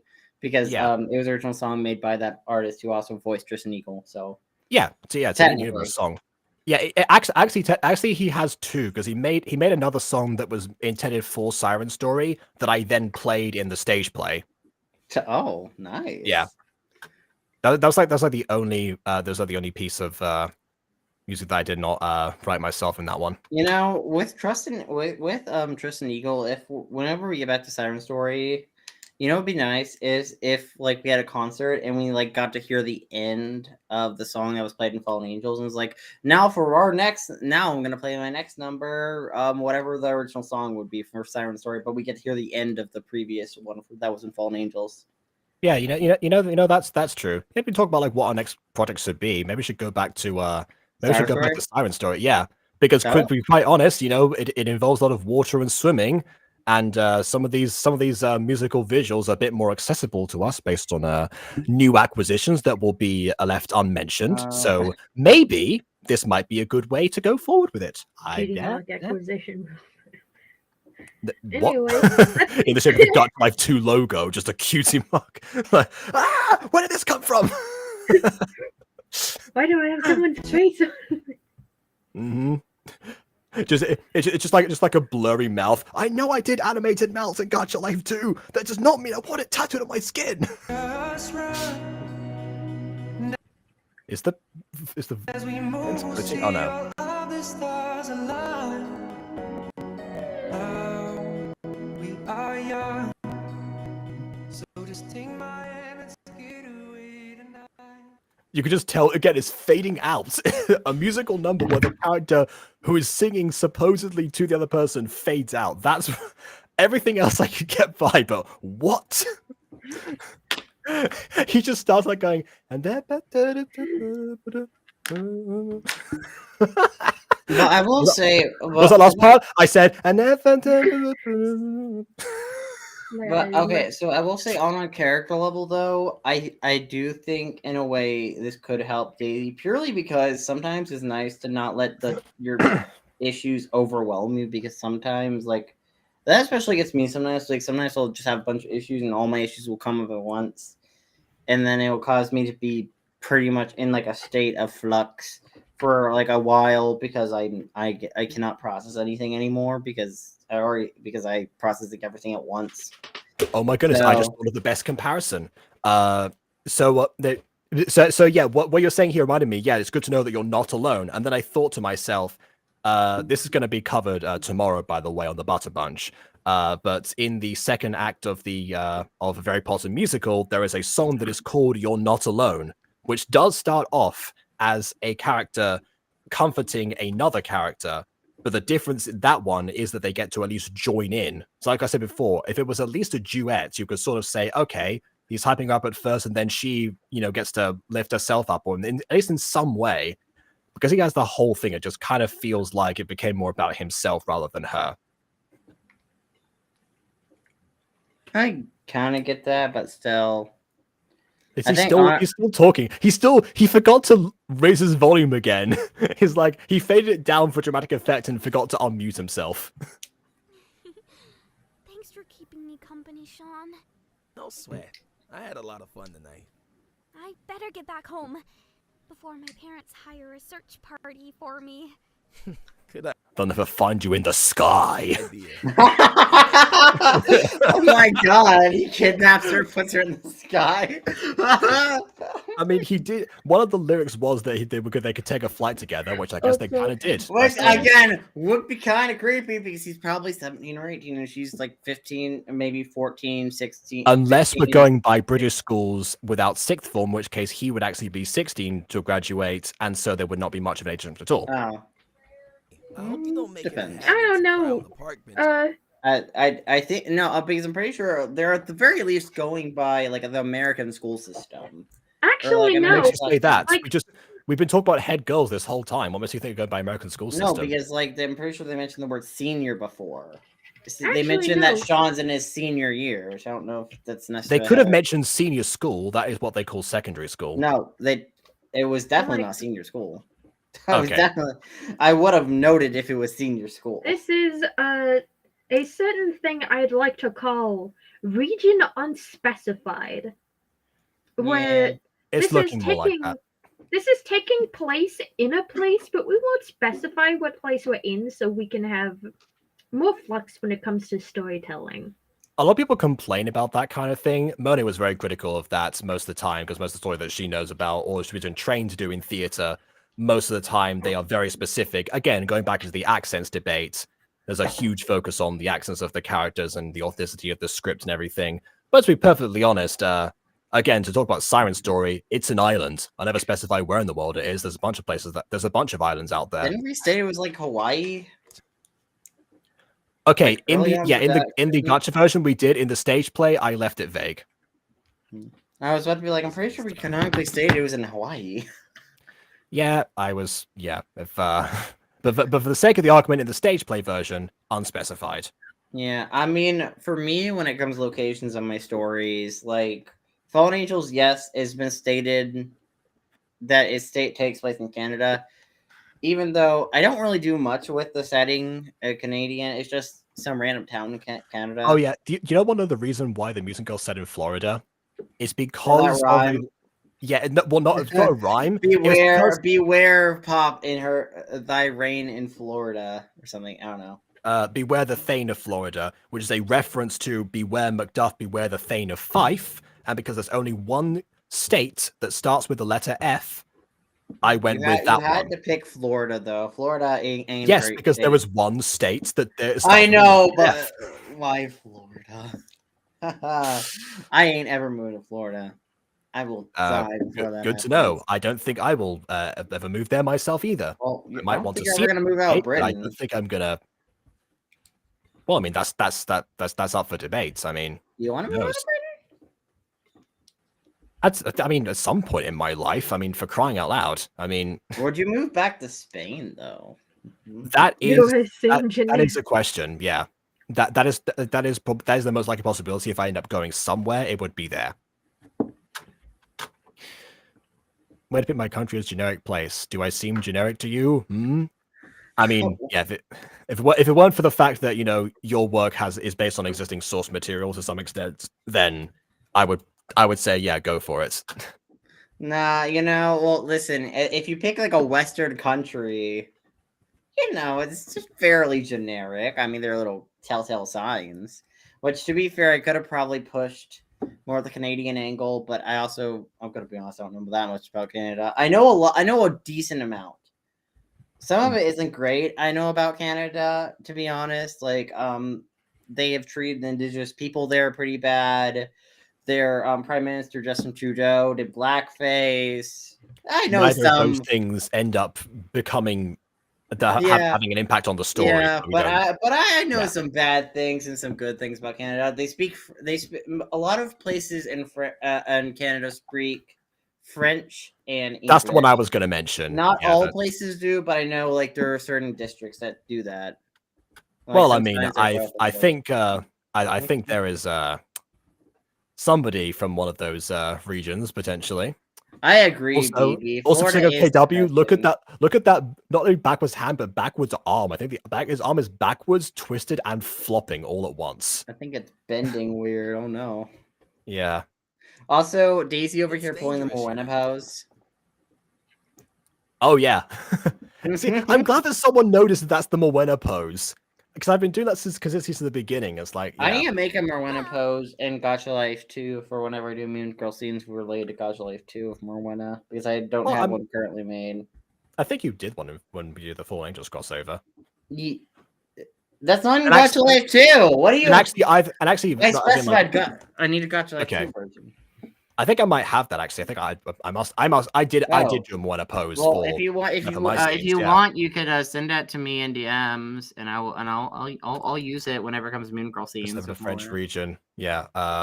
Couldn't be the angry French person. If I grew up learning both French and English, which was my first language, that is a very good question, and not one that I can answer because I have a very clear answer for which one's my first language. English. I didn't. Your first language English? Yeah, your first language. Yes, yeah. I didn't know about the existence of other languages until I was 5. Yeah, because I first learned that Spanish existed or other languages at all when I first read a novelization of a Dora the Explorer episode. Because the book was written in both English and Spanish, so you could just do both. My mom's made me take self-defense classes, so I'm not You guys moms. completely defenseless. Damn, girl. Okay. Lesbians. I'm just stating that's the thing I know. Ever need backup? Me and Mr. Broom will have your back. Well, you should get home then. Before you go. You should probably walk her home. I'm gonna be honest. I don't think this is what he's debating. I think he just offered to. And then she said, "Oh, I took self-defense classes. I'm not completely defenseless. I can walk myself." Okay, yeah, but strength in numbers. Okay, listen. That is also true. But at least he offered. I mean, she's turning him down, but he offered. Would you like my number? Dang, that was smooth. Why with the bulging eyes from hers? Not outlandish. Just if you need someone to talk to. You can always call or text me when I flirt with someone. Yeah, no pressure. Yeah. Also, I can definitely see where that this whole thing has been elaborated just to get Daisy, to have like a love interest that's somebody else that isn't Jake, possibly to free Jake up for Haley. I mean, I can. I can see possibly. the yeah. I mean, what I will say, I do like this focus on Daisy because at least getting some backstory and some stuff related to Daisy makes her more of a character. Because what I run into a lot of like these problems of characters is when they're one faceted. Hi, I am love interest, or hi, I am crush of the main character. That is like Okay, I have but like Daisy never was that. and she basically was. She was just she's just a nice person who Jake had a crush on. But now we're learning more insight about her, which makes her feel more like a person and less like a potential I mean, end goal for Jake. she was also blindly optimistic and a little bit too encouraging. Because like, oh, you should. I'm making you join the music club right now. She was kind of like the Sue of the series. But I just like the fact that we're getting more information about her on an individual level and learning about her on a deeper level. Just because, again, learning about characters on a deeper level is very important. Like, oh yeah, we like could have done that without going in this direction towards in here, or But then again, these two characters sharing a scene, you know, in a hurt/comfort scenario, definitely would have led the fan base in that direction anyway. But whether or not the story indulged that is well, another I mean, question. people were already shipping them based off like episode 3, the scene with the broom and them hanging out in the music room briefly. Like I said, they shared the screen together, and that's all you need. Well, I mean, well, hey, at least if they're going to be potentially a relationship, they actually get screen time with each other, and it's not just last minute, like, oh yeah, now they're a thing or off screen. So you know, at least it's something more. Or you don't have. Yeah. Oh, thank you, Sean. Of course. Let's do it. All right, cool. There's the blind nod. The excitement about the minute details of life. Oh, and Sean? Yeah? Please don't tell anyone you saw me tonight. All right, I won't. Thanks. That's gonna cause problems. They wouldn't believe me anyway, because we flew. I'll see you in school then. No, okay, I'm specifying. That's gonna cause problems. Remember that. Yeah, epic foreshadowing. Epic foreshadowing. You know, stories like this never go well when one character goes to the other. Hey, don't tell anyone else. Don't tell anyone else about this, because look how that worked out for Aphmau. Both boys literally told her, "Hey, don't tell the other one about this," and then they both got mad at her. They're like, "Wait, she didn't tell. Wait, she didn't tell you about. Wait, you didn't know?" And they're like, "Wait, Aphmau, how dare you not tell others? Like, you told me not to, both of you. What are you doing?" I'm just thinking of the episode where Carly finds out that Freddy and Sam kissed because Sam is high on laughing gas after having a dental operation, and just like, Freddy and I kissed. Don't tell Carly. Oh my god. Well, about that one. You know what? Hi, Morwenna, we need. Okay, not hi, Morwenna. Not actual weed. I want her to like accidentally eat mushrooms one day and get loopy. I told you those weren't for sale. I have a big dragon tail. Rawr. Can I have Don't tell. I want some treasure. Give me some treasure, please.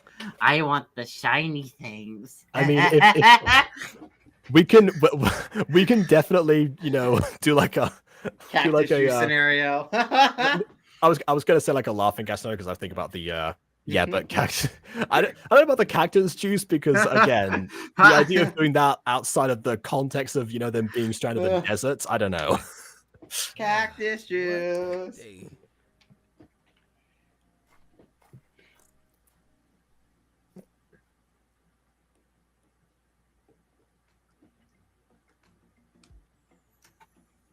Oh, for some reason I heard, as long as you stay with me, I'm alright. My street. That's because Jacob, you've been programmed by My Street to think that every You've been Pavloved by Aphmau. I mean, if you think about it, he did just meet her in the dark, meet her in the dark. Stop. As long as you, Melissa just gets shot. As long as you stay with me, I'm alright. I wanna hold ya.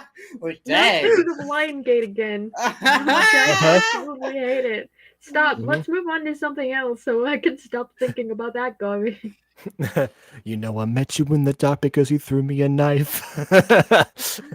You pushed I me off a almost got cliff it in and my then hands. I almost ended my life. you pushed me off the cliff and you, yeah. As long Anyway, as you stay dead, stop I'll it. be alright. I wanna kill ya. Baby, I am pushing you off a cliff. Stop. Push you off cliff.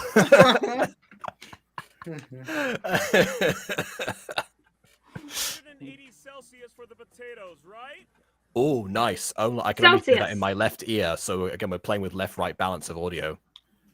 Left, See, right, I pick up on small details. Yes, dear. Also, they just use Sure Celsius. you don't want to.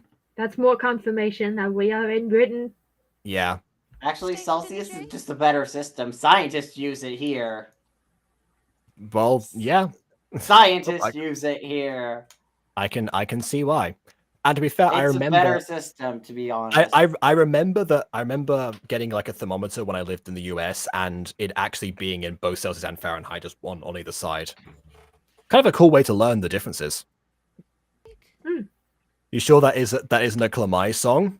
That is also that also it's- technically happened in Klamai too, but I was gonna say happened in it could Street be. first. Yes, it because happened in My Street first, and like My Street in 2017. It happened in Klamai in 2023 or 2020. Yeah. Well, my street was 2018, but yeah. No, it was during 2017. That was definitely during 2017.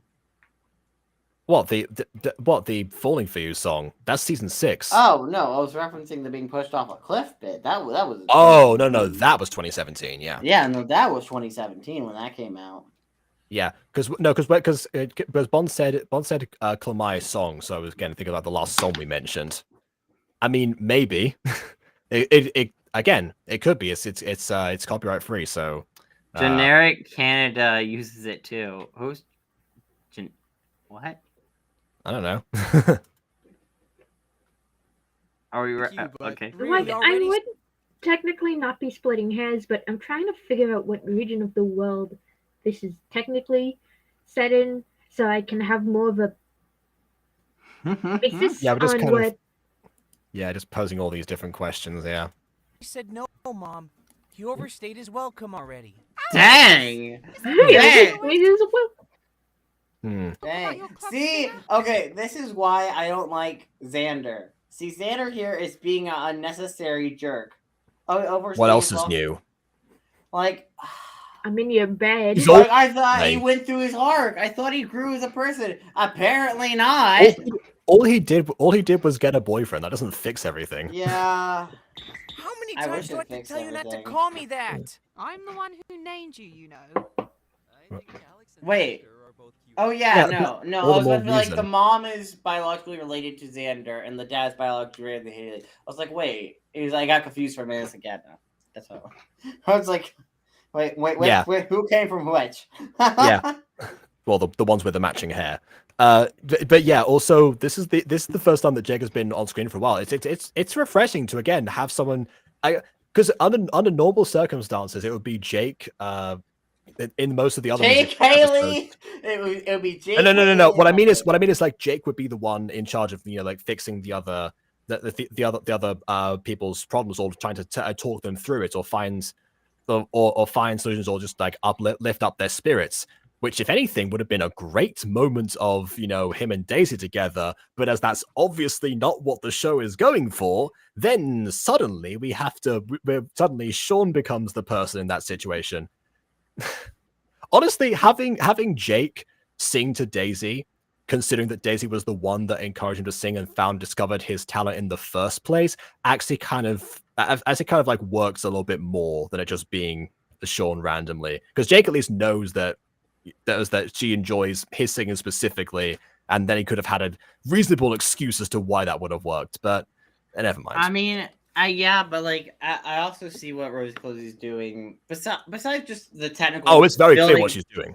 Yeah, no. Besides building a potential relationship there, again, it's also nice other people are helping other people with their chat problems instead of it being basically Aphmau syndrome from My Street Season 1. Hi, I'm main character. I'm here to fix all your woes and problems. How can I help you? It's like, dang, girl, can like someone else help them for once? Like, you don't have to be the only one fixing everyone else's issues. Like, dang. Yeah, there is that. But yeah, I mentioned, yeah, I wanted to say that, but then I went off the rails about like how much better Jake would have been in that situation. But in this context, like having a formula break on paper, again, depends on like where you place it, but on paper, like even with that is a writing good difference. Even with writing of Fallen Angels, like I like to try to mix it up and have other characters help other characters and talk, and other characters try to have different talk. I guess you could say that Luke also did that for Xander, and that was also under the pretext of entering a relationship. So it seems like the only people who ever help others, apart from Jake, end up potentially dating them. Yeah. You do, Luke. You think everything is good about Xander. Well, you gotta build up the love triangle. Anyway, Jake, when are your parents picking you up? Jake? Huh? Sorry. He's dead inside. What did you say? Hey, Jake. Can I talk to you in private? In my bedroom. Sure. I want to get the ship started. Oh, yeah. What? Why are they all Oh. shocked? Okay, they seem all like horrified about this. They're not like you know, they're having like the teasing facial expressions or anything like that. Oh yes, I know where this is going. I mean, she's blushing, interpreting it that way, but they all seem like horrified, like she just committed some sort of like social taboo that you're not supposed to do. Like, and that's not the case at all.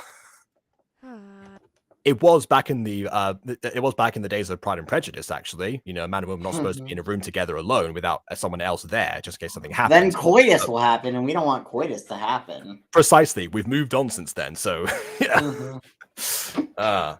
The bingo card ate amidst an inappropriate comment. Wow, it took this long to get there. I'm impressed. What? Listen, okay, it's not my fault. It's obvious. I know Vanilla Shy Bunny has not recognized you. Have you changed your username again? Are you the one who keeps changing the username? Don't make it weird. I just need to talk to him about something minor. Is there something I'm not knowing about those two? Oh, now she adopts the teasing pose. No, and don't even suggest it.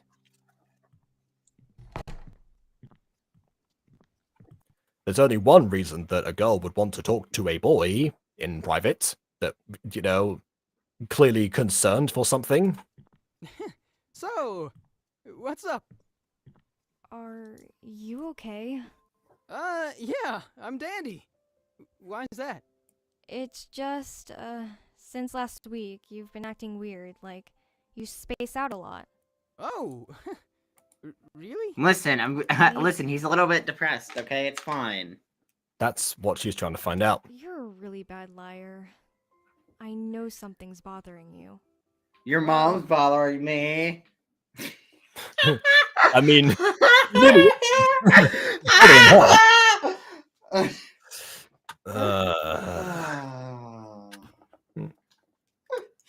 a few false alarm questions. Is the F and F gal? Isn't her name just girlfriend? Pretty sure it is. Also, Jake, no one says I'm dandy. He's the real boomer.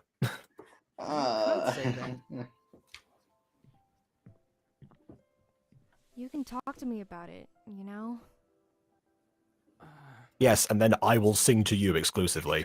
Actually, all right. Yeah, that doesn't happen. That was a joke. That was a joke. Well, it literally happens, so you know. Why do I keep predicting things?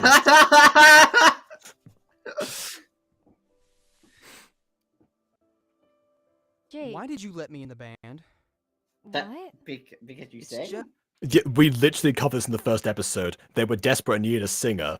Well, except for the fact that then that got retconned because Haley apparently can sing, and that was pointless. But you know, okay. To be fair though, Haley's issues actually explain more next episode, so we'll get to that later. Oh, good. Jake gets to sing to her for a change. Just last week, when you sang Luke's song, I was I was in shock.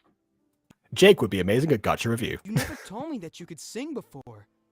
So I just assumed that I was the only one that could. That you guys, well, sort of depended on me. But you're good at singing. More than good. And you really don't need me. So after everything me and the other guys have said and done to you, why did you let me join? Well, it was a mix of reasons, I guess. When you sing with your heart and soul.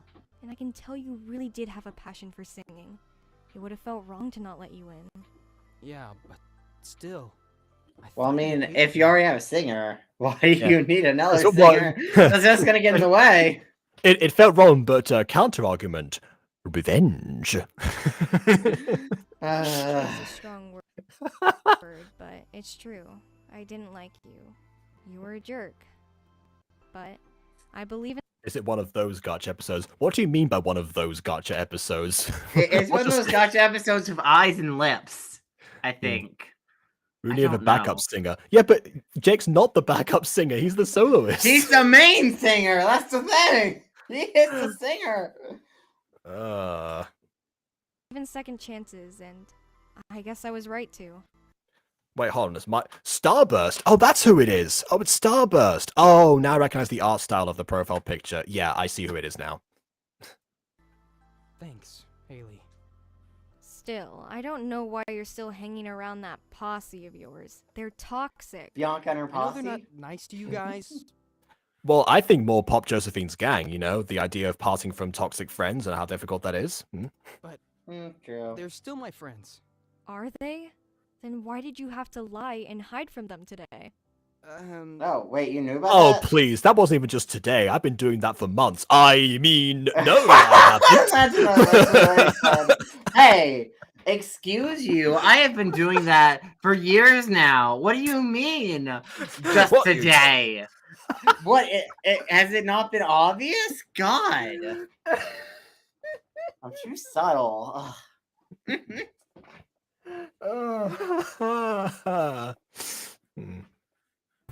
Did we add anything new to the bingo card? I know it seems. Actually, I haven't in a while. Let me just let's just have a look just to see because I haven't. Let's see. This is not by Couchstein. Well, Bad Boy Love Interest because Jake has now appeared. I suppose we talked about his toxic friend base. So yeah, kind of that one. That one. Not bad editing, not Siege of visuals, not bootleg concepts, not wonky side view. Yeah,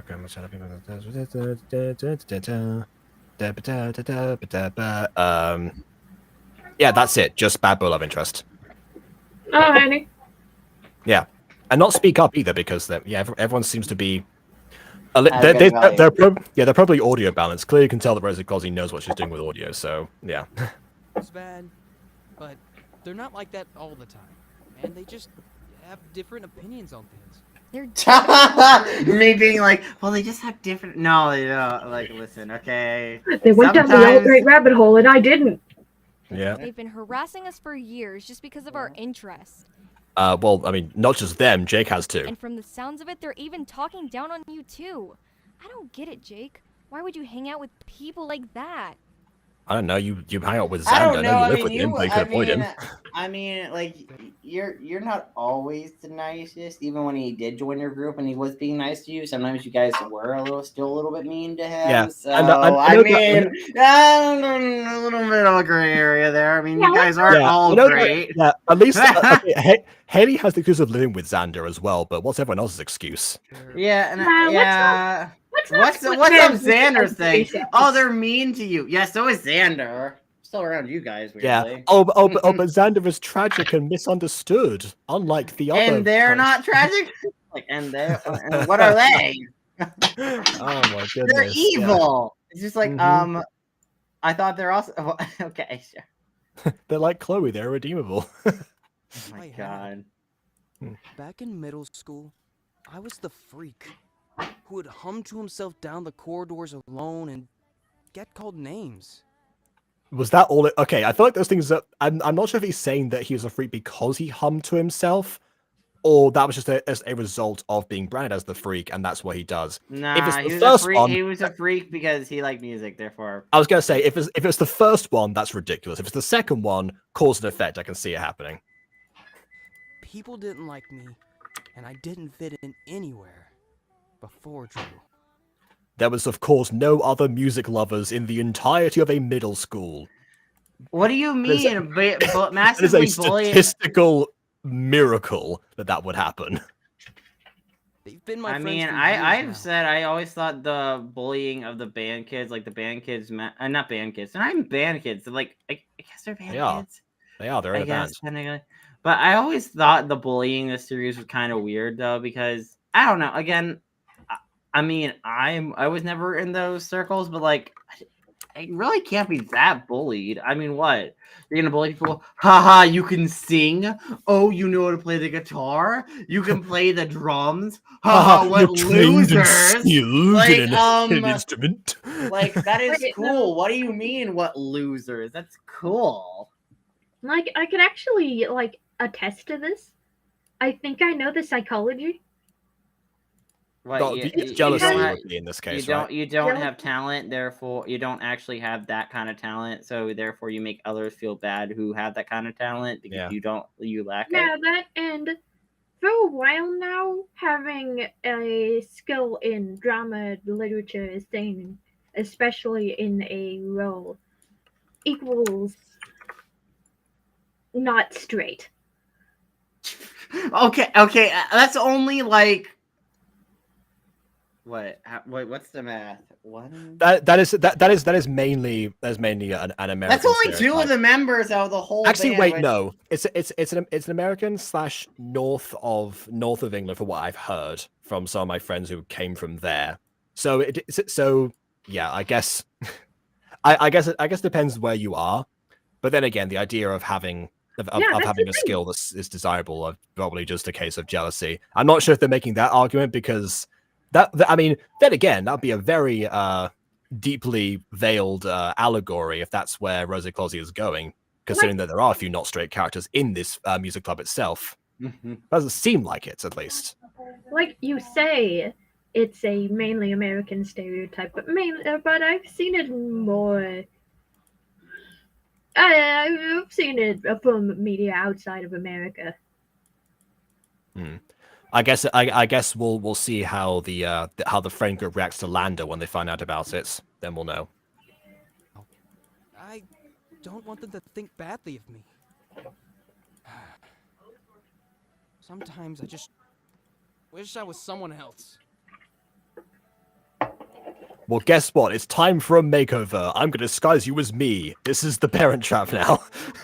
I mean, I think he'd be made fun of for dressing like Haley if that was the case. Let's be honest. No. I said like he's disguising himself as Haley. They're posing as each other now. See, I told you. What if I were you? See, they're swapping.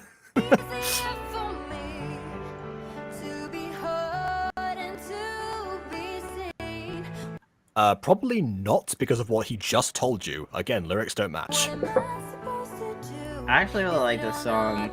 It's a short one, but it's a nice one. Okay.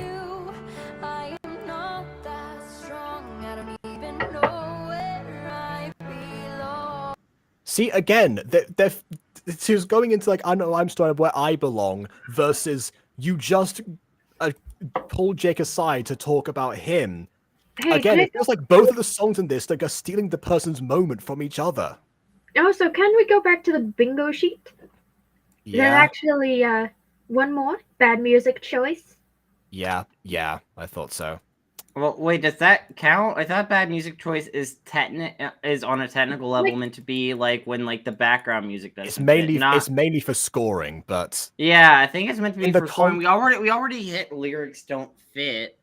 It feels kind of weird to put bad music choice under there because they seem to be different stuff. I mean, unless you wanted to combine the phrase combine lyrics don't fit and bad music into one square, that's one thing. But it's another thing to be like bad music choice tends to be background music or scoring that doesn't fit, and like bad lyric choice tends to be like musical series that don't have a fit with the tone.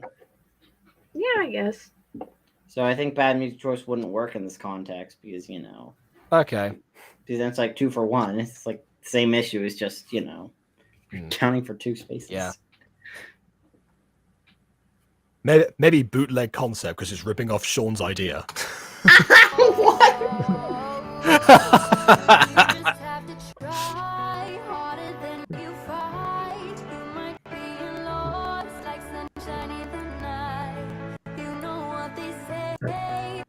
So he does have a music journal, okay.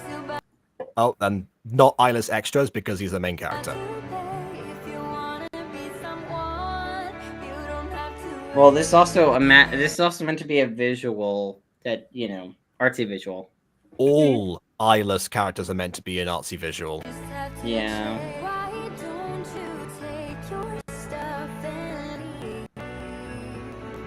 Why don't you take your stuff and leave? I mean, now I see why this was chosen.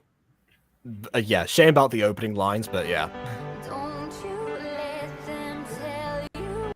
There we go. All right, that counts. That's the both closest we're gonna get, I think. Well, to be fair, them being eyeless in this case would be like because it doesn't matter what they look like. It doesn't matter what face they have. It just So that's exactly the same case as the extras then. Perfect. Yeah. Well, that's the exact same. I always found the whole eyeless thing to be complaint to be dumb. It's like if it's on the bingo card. Yeah, but it's a weird one because if it'd be one thing if it's inconsistent. All I'm saying is if it's hold on a second. We're just going into tragic backstory. Tragic yes, backstory. Exactly. Which makes it a tragic backstory. I told you his tragic backstory would be relevant in this context. You said it should be next episode though, so I'm not sure. I said this episode. Okay. I literally said that. Wow. Okay. Mm-hmm. After all, you may fall, but don't let them take it all.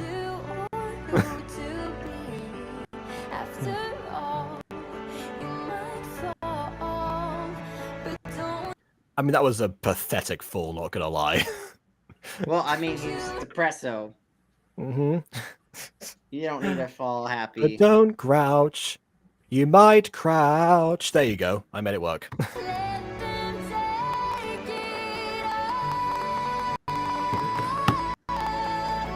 Ditch your friends. You have cooler friends now. Yeah, I like to think that Xander, Luke, and the mum can just hear this through the door. Especially this notes. It's like, oh, that's why she took him aside. Well, I mean, I think honestly, I'm gonna be honest, Xander is just as bad as his other friends. Oh, Xander's underneath the bed currently. Also, Bond. No, like in the case of Xander, like I would be like, oh, we're so much better. No, Xander's just as bad. Xander's horrible. We talked about that before, Ada. We mentioned we had a whole time about that before the song started. Also, I guess that's another bingo card. Me on Bond's bingo, me saying the same thing as Bond. You and Bond sharing a brain cell. Yes, I'm sure that's on there somewhere. Tell me who you really are, Jake. If your friends don't support what you're passionate about, then are they really your friends? It's up to you if you want to be around them. But remember that Xander, Millie, Yeah, it's up to Luke, you. Like, literally. Don't list Xander. I don't like Xander. Yeah, not the best. Xander. Not the best first. Not the best first example, but Xander's a horrible example. Like, I was also way to show more emotional maturity than Morwenna. Kudos on you. Also, I was just about to say. No, Pop was only doing that to emotionally manipulate her.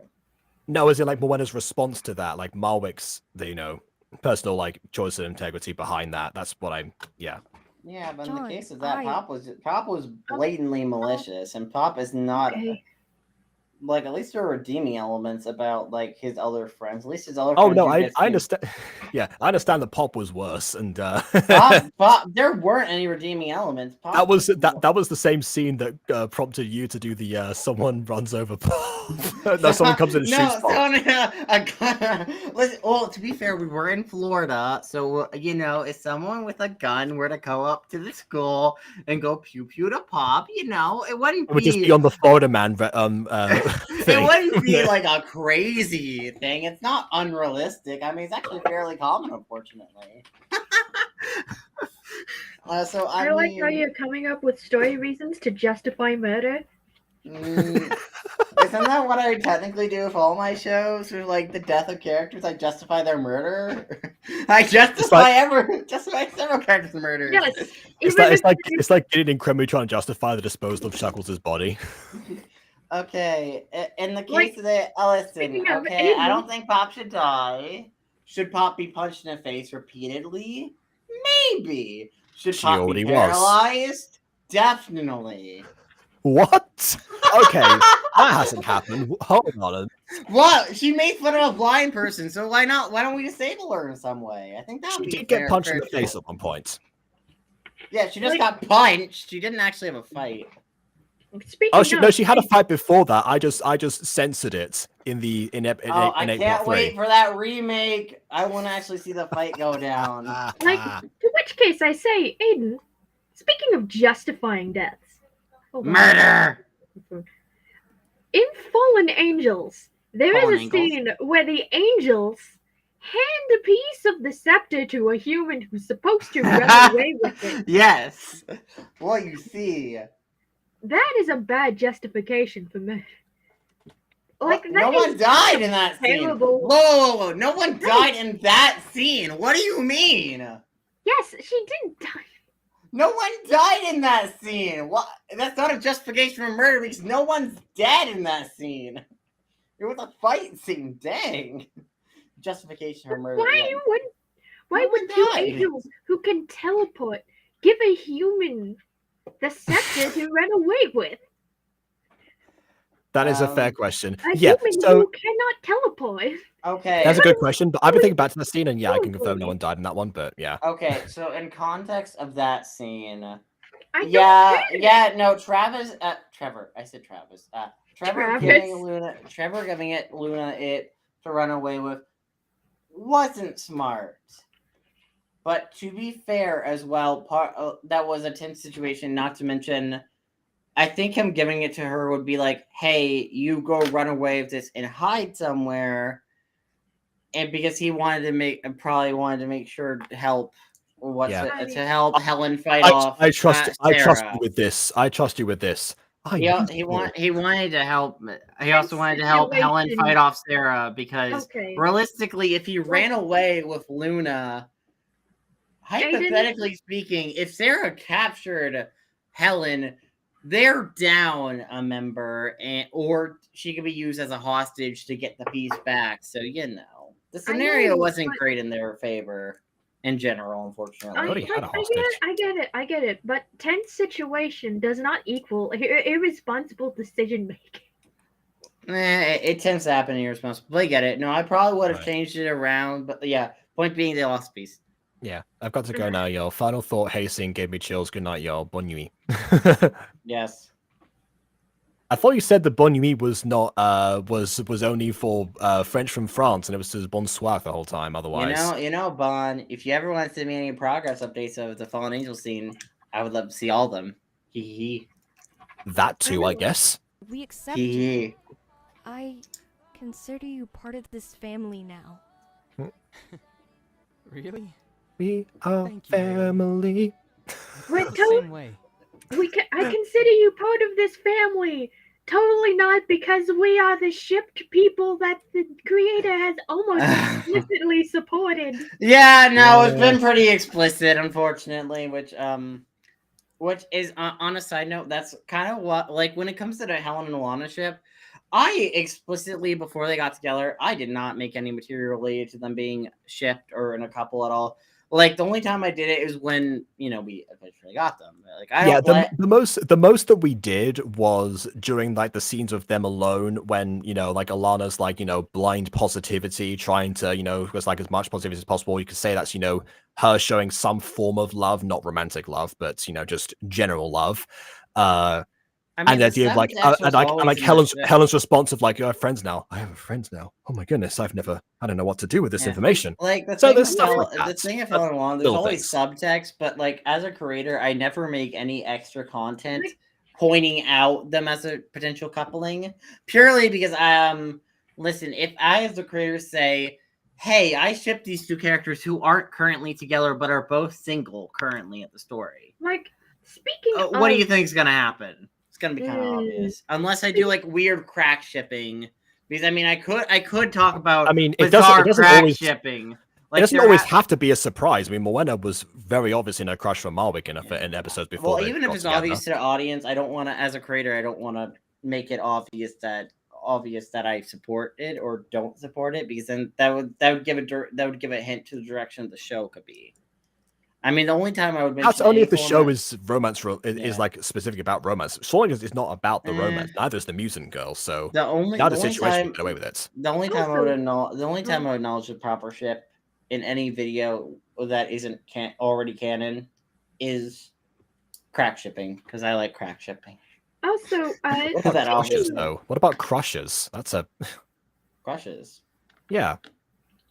Speaking of shipping, I don't crush I'm on gonna anime say it characters. now.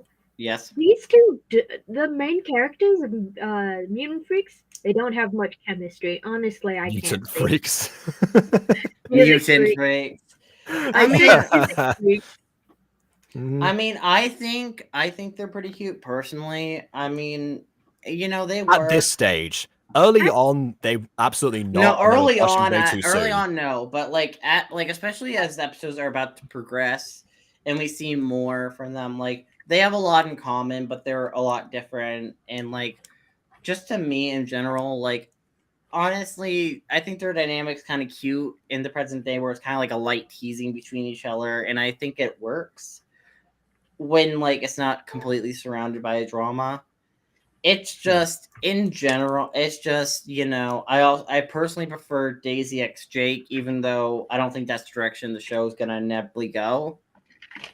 But I mean, I could be wrong. I could be wrong, but I don't think more it's importantly, that's what Jake wanted, and still seems to do so at this stage in the story. Because we haven't seen together in a while, but nothing's contradicted that so far. Yeah, but I also know, for what I have heard of Rosie Closey, she's very critical of her story. Even though they make it cliche, I think she's critical of how she does things. Oh yeah, so I don't think it would be like an Aphmo situation, like I was gonna say Running a Few, Phoenix Drop Day. I don't think it would be a Phoenix Drop Day situation where on a dime it would just change because the creator was like, I ship these two characters. Like I don't think she would do that. Like I don't think she would just have Jake and Haley get together despite Daisy. No, and by now there's been a lot of build up towards the idea of it, so it wouldn't come out of nowhere like Yori and Hunter did. However, again, we still have not got the moment of contradiction or some sort of closure for that arc with Daisy or anything like that. And it's kind of more like Marco and Jackie in early Star vs. Force of Evil. Marco had a crush on Jackie for years, what he wanted. Then on comes the Blood Moon, and stuff happens. Who knew that so cocky Jake could get so vulnerable? Hey. Ah, yes, I've comforted you now. I immediately tease you again. Having a nice moment just then. Yeah, you were. I agree. Oh, that's me then. You're Lyft. Well, who uses Lyft? Ah, actually, I can answer this question, Aiden. Because in the same way that American people will use the word ride, British people say lift. That's 3 for 1, I think, so far. I mean, yeah, but also keep in mind, I'm pretty sure the mom is canonically meant to actually be British. Like, out of universe, I know for a fact that she's meant to actually be British because, like, the kids have to call her mom and stuff. So I think the character I think if this isn't in Britain, you're saying If this isn't in Britain, she probably migrated from Britain regardless. So I think she's British no matter where this is set. I just think. All I right, think that's just a canonical we'll fact call it about two her. and a half then. Yeah, I just Coming think up that's a with 2.5 to canonical fact 1. about her Of as a course. character. And, Haley, Yeah? thank you for giving me a second chance. I gave you a first chance. Well, I'll see you guys at school. See you on Monday, Jake. Try to make rehearsals on time, Nimrod. You had to ruin it, didn't you, Xander? Screw Xander. Sorry, I don't like Xander as a character, and I hate that. I think to be able Xander is to like, you what Sylvana is to me, honestly. my problem is I want to like Xander. I want to like the whole main cast, like the main characters. I want to like every single one of them, but I can't. No matter what, I just can't. Xander's personality is one of those things that directly clashes with me because I'm sorry, I don't like people with abrasive personalities. Like, if you're going to be super abrasive in the way Xander is, I will not get along with you. I will have friction with you because that's not how I work. Do not be mean to me constantly. I will not appreciate it. The only way I'll appreciate it is if it's in a certain context. And that's a context that I don't want a friend in, if you know what I mean. Yeah, it took me a second to realize where you were going with that, but yes, I do know what you mean now. Oh, Lord. Yeah, if Bon hadn't ticked off the bingo already, great. Okay.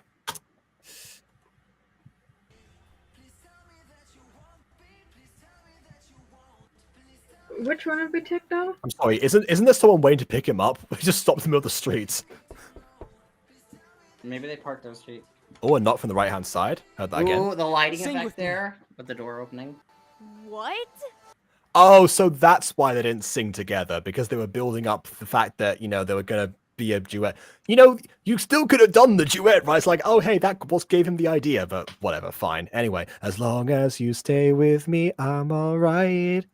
I want to hold you. Why?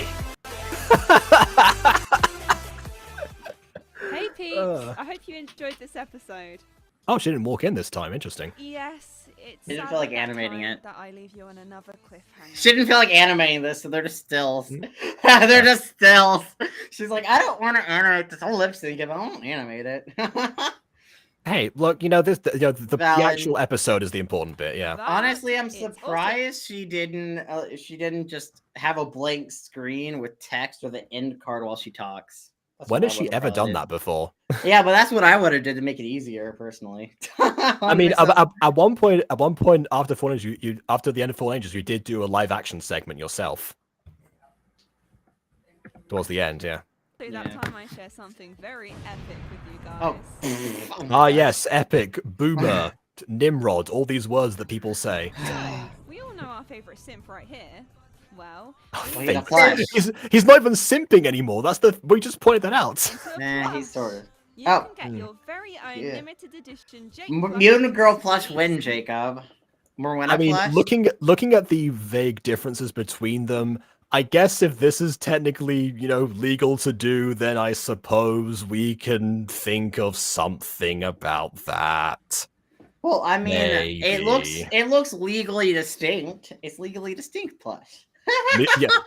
There we I go. made a joke about like legally distinct characters when I just like I need a random background character, so I'll take one of the random characters I have in my slot and like just alter a lot of their design elements, like change their hair color, maybe change some hair elements, change their eye color and eye shape, and be like, yeah, see, look, this is a legally distinct character now. Fine, I'll They're do it. toast. I'll look into legally distinct Mutant Girl merch. We'll see what happens. Man. The only issue I would think would be an issue with the Morwenna plot. Paying the manufacturers. Well, no, but I'm talking about her tail.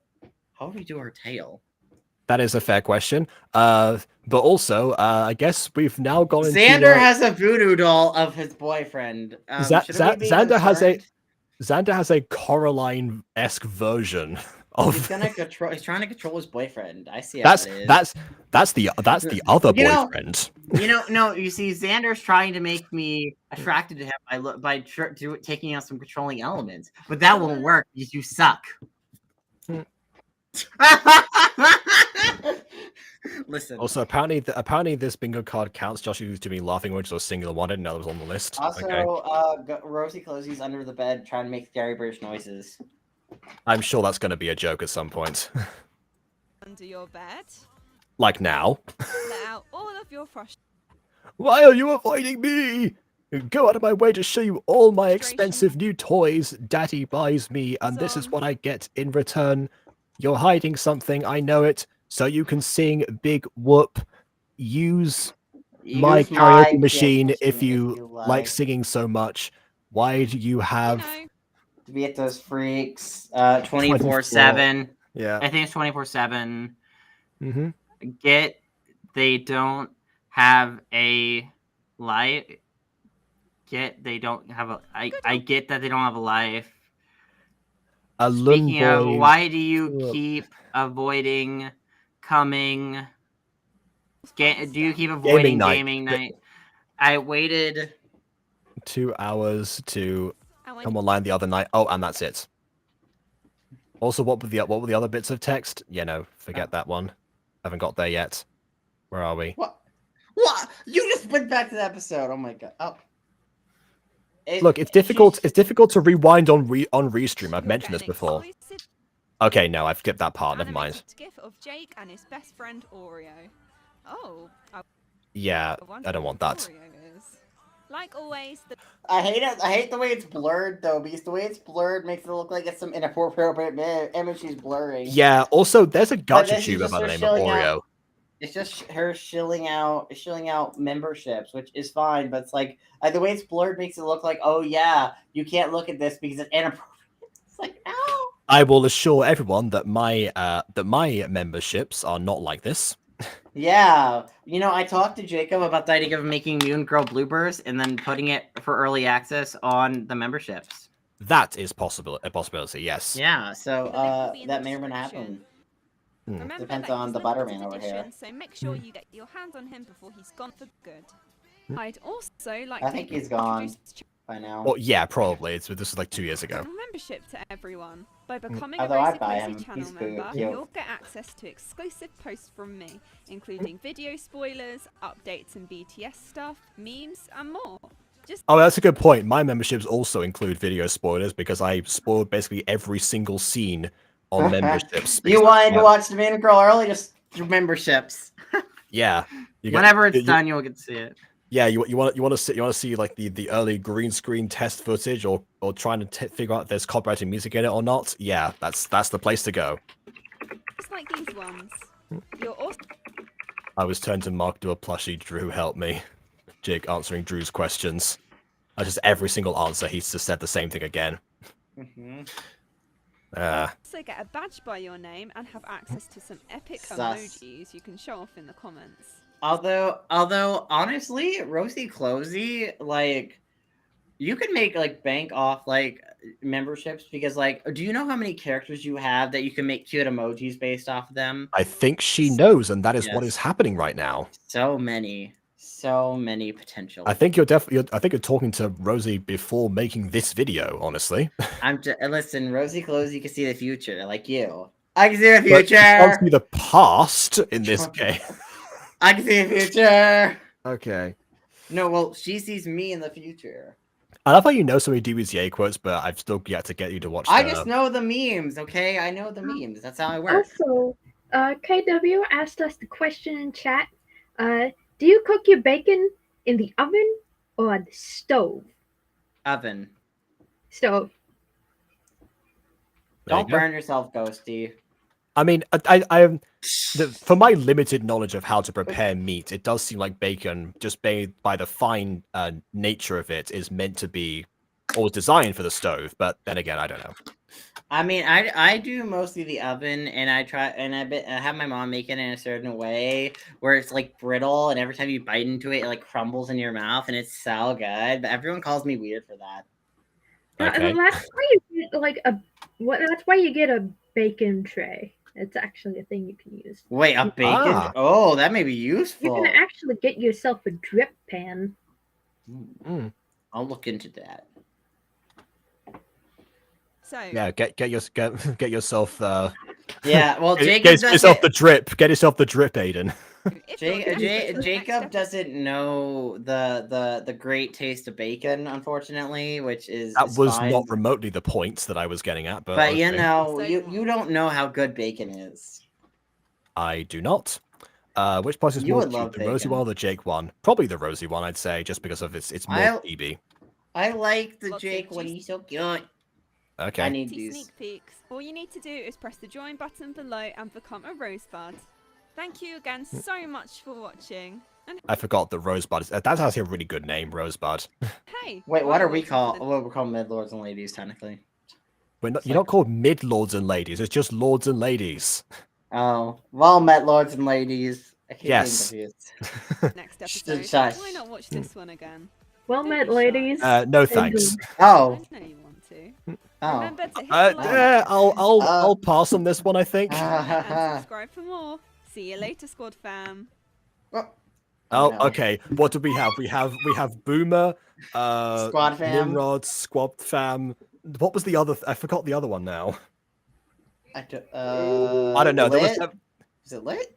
it wasn't lit, but it was definitely a fourth one somewhere. Anyway, Oh, this is why I wrote the Monster Compendium script without slang. I mean, Nothing yeah, becomes outdated and awkward faster than slang.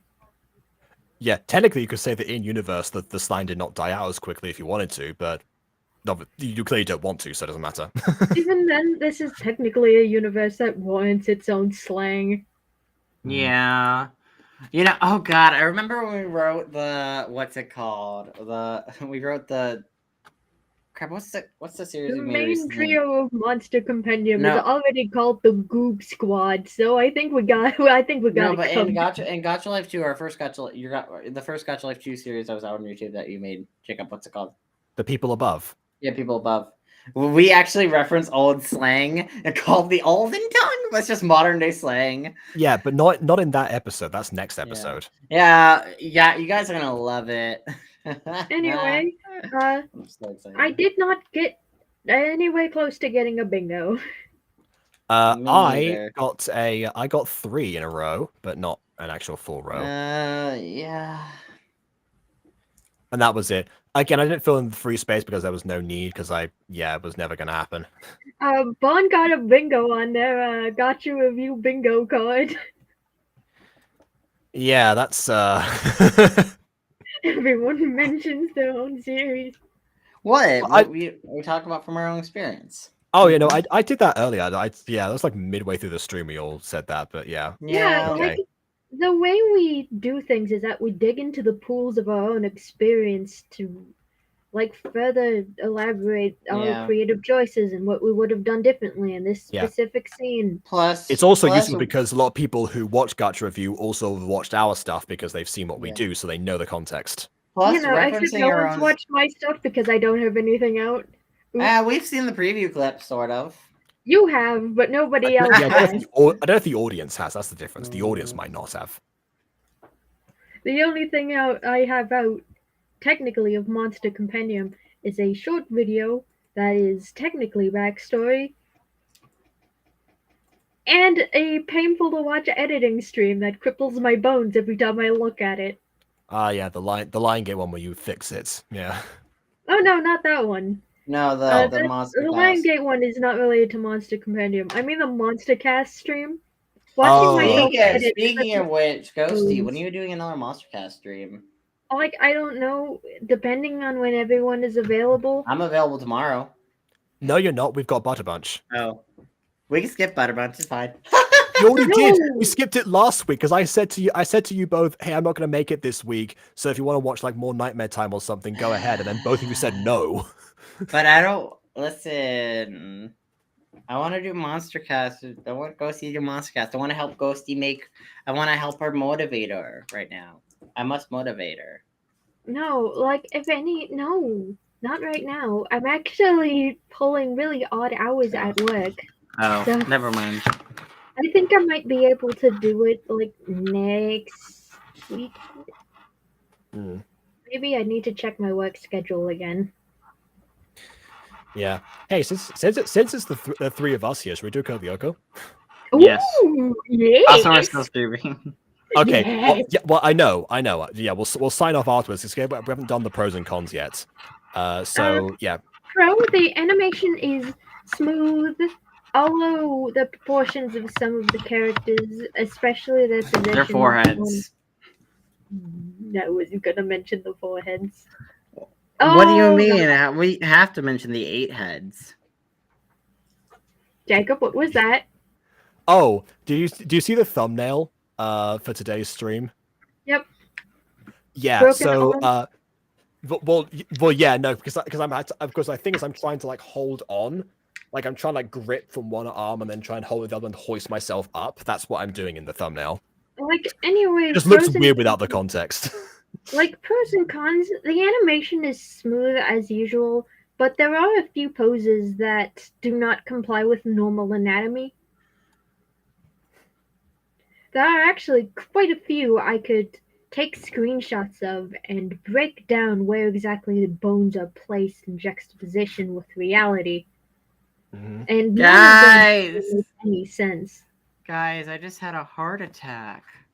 What? So I was checking my work schedule, and the way the work app has been restructured because it's not a very good work app, kind of got messed up, and it's been kind of wonky. And I looked at it, and I thought it said today I had work, and I was like, wait, I don't remember having work today. I looked at my work schedule. I know I didn't have work today. And then I'm like, and then I looked at the days. I was like, oh, never mind, I'm good. I had a mini heart attack. I'm like, wait a minute, no. It's like, oh no, it's fine. I'm fine. Fence is up. I'm not supposed to be in work. If I misread like that, I'm gonna have a heart attack. Yeah, it should be good for next week, Monday for Monstercast. But anyway, yeah, the animation is smooth as usual, as expected from live 2D. But there are a few poses that look broken from all perspectives. And if looked at with a closer, more stringent eye, could be broken down to their barest bone components and still not make any sense. Yeah, Like, as, if anything, demonstrated by you. that's one thing Bon actually does pretty well in their animations is make sure everything looks decently alright and put together. That's like, if anything, my pro, everything's good as usual. Okay. Aiden. What are you doing, Ghosty? I don't know. I just see myself falling behind the ghost scene. Oh no, I'm being sucked in. No. I'm sucked into my own name. Oh. My head is right by my trash can. And no, Bon, we did not forget what you said earlier, but I think you forgot what we said earlier in response to that. That we're going to keep saying the positives and negatives. Yes. Which my help upon You won 4 butters. Okay, sorry, 4 Jacobs. That was it. You get Bond. You get all of my boon dollars. Yeah, I think Bon actually did take like a Jacob from the Music Freaks because there was a nomination. I think it was for both of those.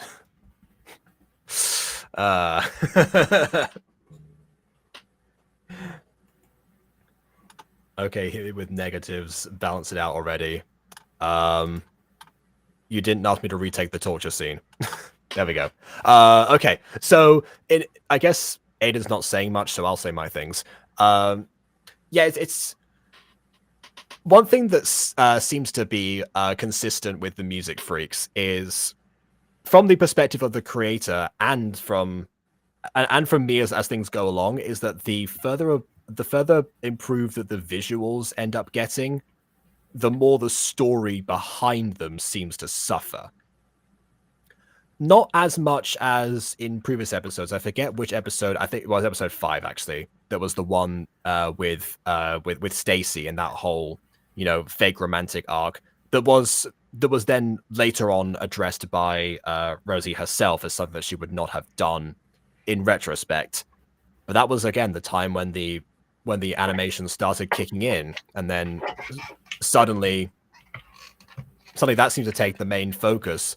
But then again, maybe it was just the case that it seems that the Music Free script is the story is a little bit uncertain towards the middle of itself.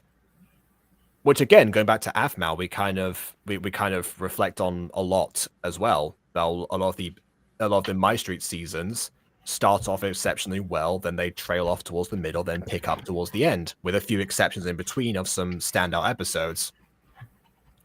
So I think that's probably I think that might be what's going on here, but it is very apparent. I guess this was the part 2 of the other episode. Again, it could have been a separate episode. Honestly, just take out the scene from the scene of Sean's laptop being given back by the sister's name. I forgot her name. Take that part and just say that's the end of the episode, rather than have a cliffhanger. It's like, Sean, we found your laptop. Guess what? Cliffhanger. Leave do that last scene, then do the split, so then you can have a separate episode that way. Because otherwise it's like, okay, well, you've left a cliffhanger and then you resolved it immediately. What was even the point? So already that was a problem. And then afterwards, again, it's great to see how Daisy ends up, getting more development towards herself. I still think it's a shame that Jake wasn't there to see that, particularly because since he's the one who had a crush on her, him learning more about her would make a lot more sense if it weren't for the fact that narratively he's being pushed towards Haley more and more, bearing in mind the fact that he was at her house the entire time. And in the case of Sean and Daisy, they shared a scene previously and therefore have become a ship. And now this has just solidified that. With two musical numbers, it seems that both suffer from the exact same issue of the person who's actually there not really getting to have a moment themselves. Most of the other musical numbers, I think it's why it bothers me music freaks, because most of the musical numbers in the past have been to do with a character's woes or their wants or desires, and it's from their perspective and what they are about. I mean, think about like the song that Millie sang, or even Jake at the beginning. Not the Xander one. That's actually more like these ones here. Again, another drawback. And I'm not saying that you can't do a song to pick someone else up, but the shame comes from the fact that singing together with that person and getting their perspective feels like what this series was best at in terms of its musical numbers. That's probably why I miss those a lot more here than, dare I say, somewhere else, potentially. But so yeah, it's not that that's the idea is like necessarily wrong, it's missed potential. So that's probably why my reaction was like, oh, come on, what is going on here? Are you telling me she doesn't sing at all during this point? We just had her woes. And again, I still maintain that it feels like those characters are hijacking those moments. Not so much Haley towards the end, she does turn it around, but I mean, Sean never kind of reaches that point for me. So yeah. So and it looks like Bond's the same thing. Processing was amazing. Well, the singing was from existing songs, so I'm not really counting much towards that. Good animation, attention to detail. Oh, that's true. Attention to detail, like all the different custom backgrounds. That's always been a great thing for music freaks, even since the first episode. All the small details in those things that just say so much without saying anything at all. Aesthetic pleasing always. Plays were good. The voice acting was flawless. Wouldn't say that necessarily. There were a few bits, and we did tick off monotone delivery once, but mostly it was some pretty stellar. And yeah, there weren't that many issues from anyone. Well, the other thing was I said before that Daisy did not sound like she'd just been crying when those in her lines. But, so yeah, the voice acting is bad. Yeah, so it has a few problems, but not that many. But I would not call it flawless. Comments between duet with Daisy and Sean, and also with Jake and Haley. Again, that could have given Jake the idea to sing together rather than it'd always be one or the other. Maybe that's the point. Like it's always one or the other right now, and it takes Jake realizing that hey, singing, but then him realizing how they work together as a team might have also worked in this context. I guess it goes both ways. It's but a personal preference. Just made me think out while he's seeing. Yeah, I forgot about that part. And then the front face sitting, which Ghosty brought up. So there you go. Yeah, not the worst episode of Music Freaks, but it does seem like we are out of the golden episodes story-wise, at least for the time being. If my hypothesis is correct in this context, then it was most likely going to start picking up, during the lots of drama portions of episodes 8 through 10 that we've been promised. But I guess we'll go another couple months and then we'll find out by the rate that these come out. But then again, I'm hopeful because, as you know, I'm fairly adept at predicting things sometimes. We should just have to wait and see. But for now, please leave a like or dislike because your opinion matters. Subscribe to us already. And join memberships for exclusive Mutant Girl content as spoilers for the episode you just saw a few days ago. Because I've got new stuff. But on that note, until next time,